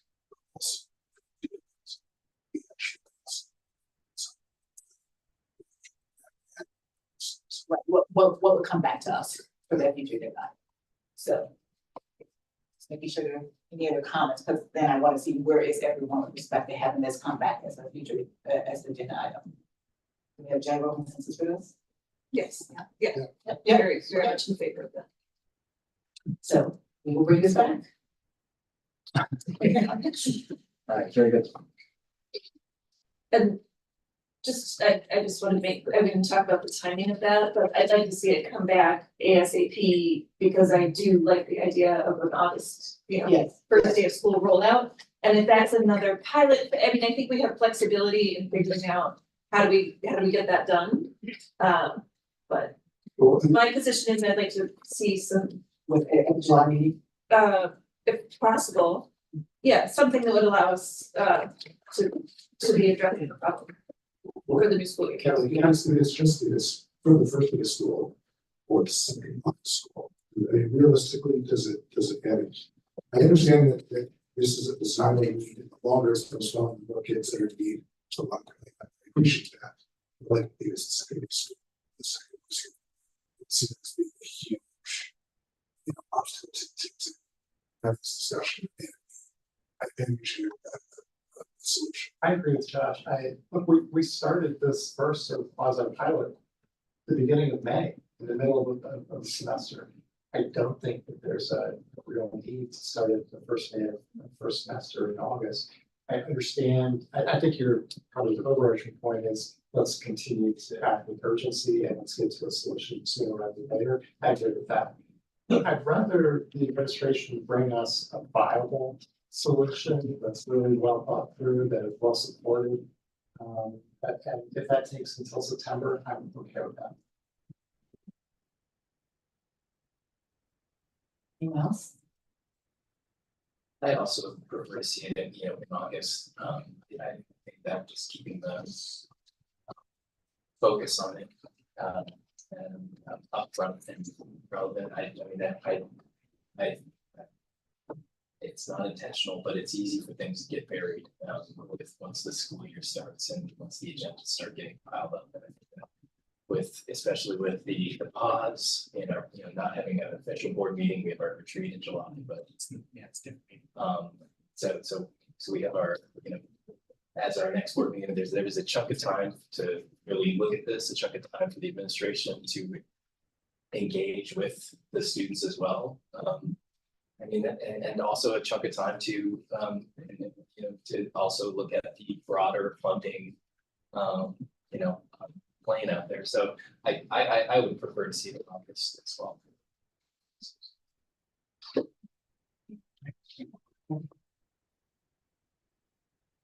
Thank you, Dr. Williams, for your intelligence.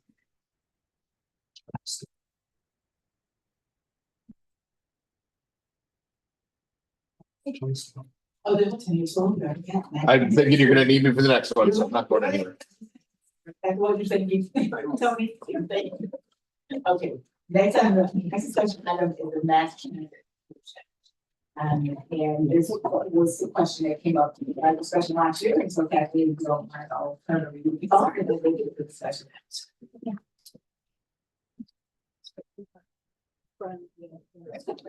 Was shuffling.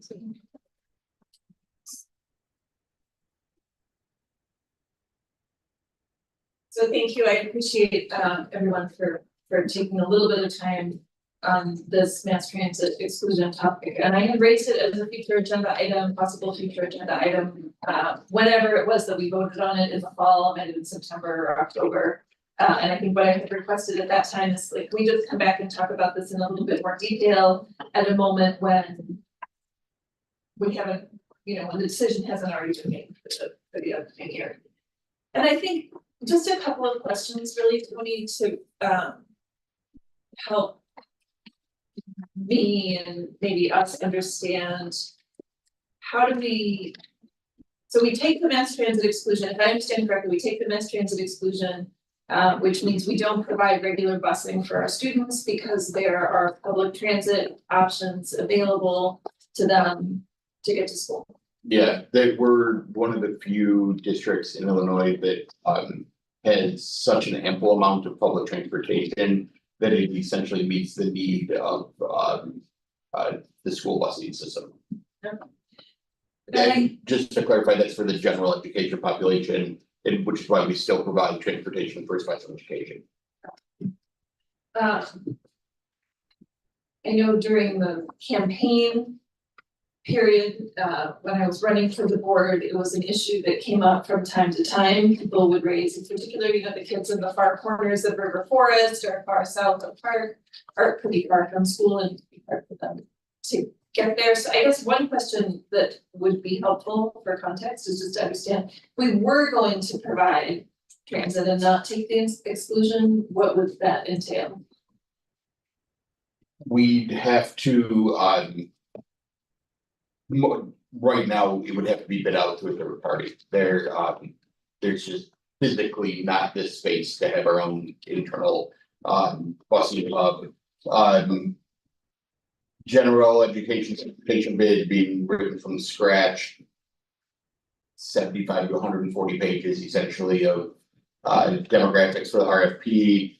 That would go out, to bid. Transportation is one that you have a little bit of flexibility in reference, but for the most part, you have to take the lowest bid that comes in. That would require either a provider to have infrastructure around here to provide busing, or to go acquire a space and build a bus hub. It's a little bit easier if you already have something in place. I went through one where a different company won a bid, and essentially they bought the bus hub from a different company because in my prior district that because it was no longer needed since they wouldn't be serving our students. Within that, then too, we would have to do a routing plan that determines which of our students fall within the 1.5 mile exception. If I remember correctly, we're about 8 square miles around, and anybody within 1.5 miles that doesn't cross what ISB deems to be a hazardous path would not be provided transportation. They would still be required to walk or be self-transported. But we know it's only a mile to Harlem, and Harlem very likely would be considered Harlem would be very likely considered a major road, and then that exception would come out. It'd be, could it be done? I'm sure would it be an extreme undertaking? Yes. Do you have any sense of what it might cost, like, can you ballpark what the cost might be, or is that recognized? Last year, and I went back to look at some of the data we pulled last year. They say in Illinois, generally in metro and suburban areas, you're $900 to $1,600 per student. So if we just use $1,000 for the math, it'd be at all students, we'd be at 3.35 million. If we say, maybe 25% of our population would be then within that 1.5 mile exception and wouldn't get the transportation, that would be 2.5 million. That's my best estimate without having, we'd have to do we'd almost have to go to bid and then reject the bid just to get, a fully accurate number. Okay, and then 2 more questions. Would there be like degrees of providing transportation? Like, we don't do like a full scale busing for everybody approach, but we just like add a couple routes to go to the. No, it's really all or nothing. You either rely on the exclusion or you do not. Okay. And then final question, which might be for you, Tony, or it might be for someone else, which is, do you hear a lot about, like, do you get a lot of calls about transportation? So generally speaking, I might get 3 to 5 emails on a given year, when we bring the exclusion forward. And then throughout the course of the year, maybe 1 or 2 more follow-ups to that. It's not a topic that gets brought to my or Ken's attention very often. Ken Thomas, our director of transportation. Alright, those were all. Thanks, Evan. Are there any other questions? Josh, your question? I mean, yeah, I guess, just so we get a full picture. Very expensive. So, in advance, when we talk about getting the expense of this into the budget and an RFP process, how far in advance of say, would you want to? We would be for a full gen ed launch. Essentially putting the RFP on the street tomorrow for a year from now. I'll be honest, finding $2.5 million in our budget would be difficult. But just because we don't have any infrastructure set up for this, it would be we'd need about a year to just go through the process, get it off the ground. For districts that have it in place, their routes are, with their providers are being routed right now. In about a month and a half, no, just about a month now, because it's just about the beginning of August. They'll assign routes to their drivers, and then those drivers will take, I'm sure you notice, about a week before school starts, you see all the school buses driving around. That's because those drivers practice driving their routes for about a week, so they can see, is there construction I don't know about? What are the concerns I have on timing? Am I making my routes on time? Is this a cul-de-sac? I can't get the bus turned around. All that's happening right now for the August school year start. So yeah, we'd have to have the RFP done and out, I'd say by August, if there was an intent to start it in August of 2027. So then, just.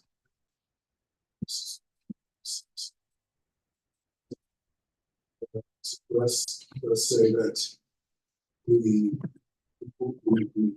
then we vote on we take the exemption. Just for the school year, essentially. Yeah, it usually comes in August. August, okay. So then we putting out your RFP. So.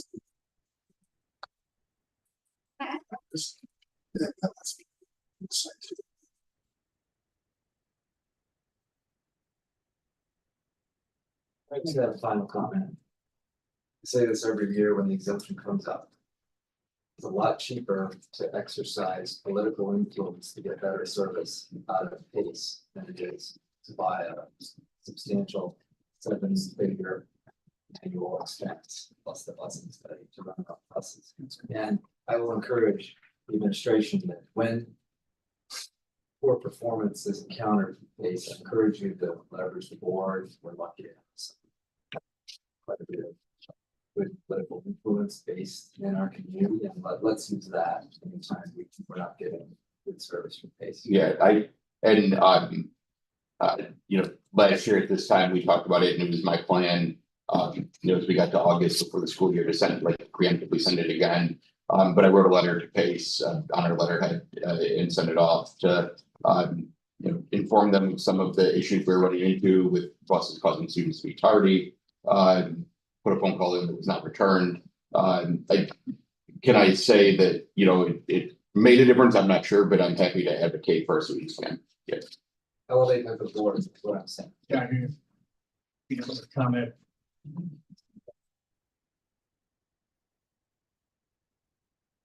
Thanks. Thanks, Mike. So where is the just general perspective on if you want this to come up with as a future of the guide? Okay, all right. happen, but it was good to have a discussion, like, bring it up, which is good to understand the process. Yes.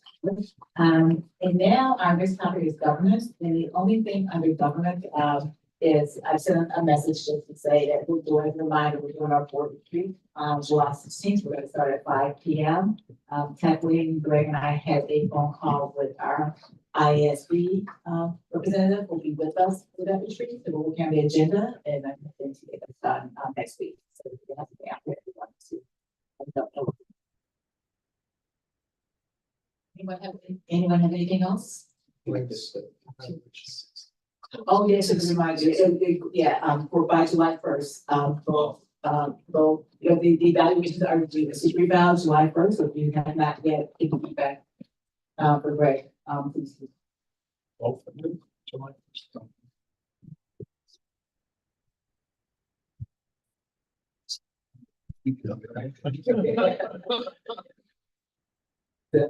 Okay, and then our last set would just be any recruiter updates. I know we've been at the end of the year, so I don't know if there's been any recent meetings or updates for our various committee.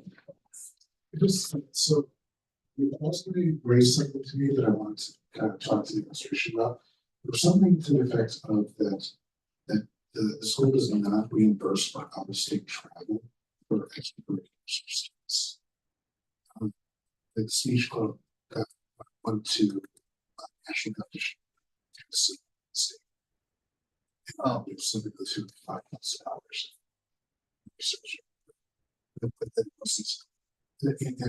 And that wasn't really, I don't know if I understand it because I've seen expenses for reimbursement in some states, so. Yep. It's not just like. There are details there. I want to make sure I'm getting the right information. So let me not do it now. Okay.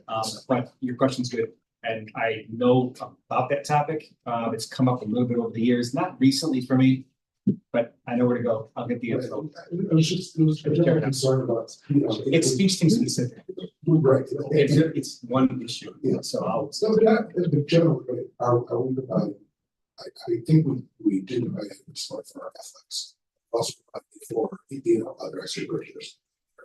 So we are, in general, yes, we are. There's nuance here that I need for you, okay? I know exactly what you're talking about. Yeah, we can use it out an update email for CSC. Yes. Anything you want to highlight in case we haven't seen one, we haven't seen it?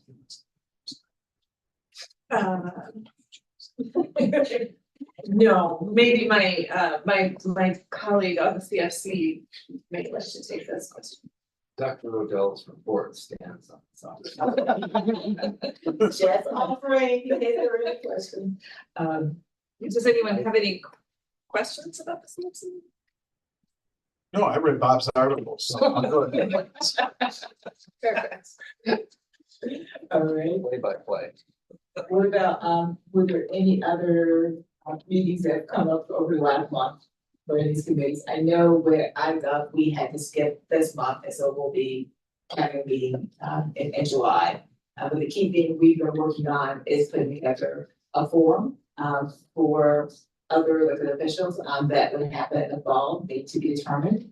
And the focus is really on understanding the referendum process, because there are different kinds of referendums for different kinds of questions that come up. We think that there could be some opportunities to provide more education, so that's what we're.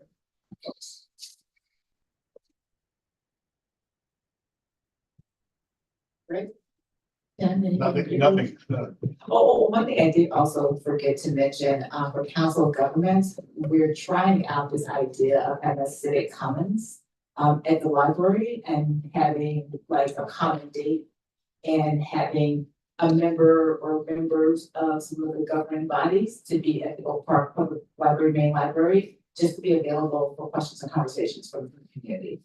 The idea behind it was we're all trying to figure out ways to have conversations, because our board meetings are our business meetings and aren't made for conversations. So how do you engage and how do you go to where people are versus some people coming to you and just being available and just being willing to have a dialogue with whomever might show up. So that's what we're going to try and sort of see how that goes. I know, Senator Harmon and, Lily just had one of the same time. Yeah, we have now. Tuesday. So, what do you assume? And ideas what That I don't know, for that, I don't know, Josh, I'll check with my bird to see what they really want to understand. I know when I did it, we hadn't had lots of advertising, had maybe a handful of people come on, but it was, just to be visible and just be able. Right. And are there any future agenda items?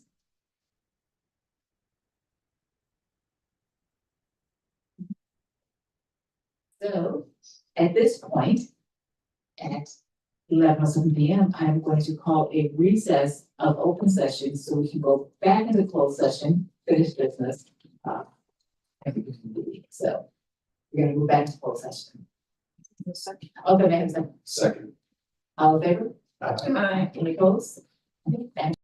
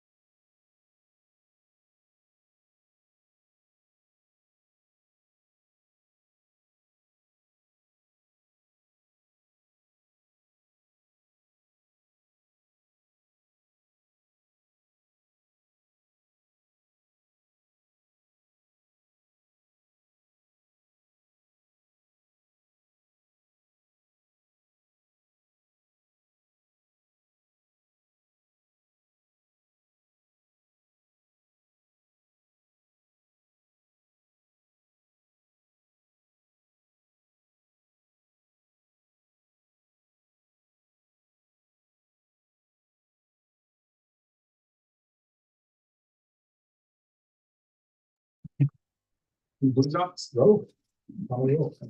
Oh. And maybe. Alright, we are reconvening open session at 11:42 p.m. Great, Josh. And I, Audrey Williams, we move to adjourn open session at 11:43 p.m. May I have a second? All in favor? Aye. Any opposed?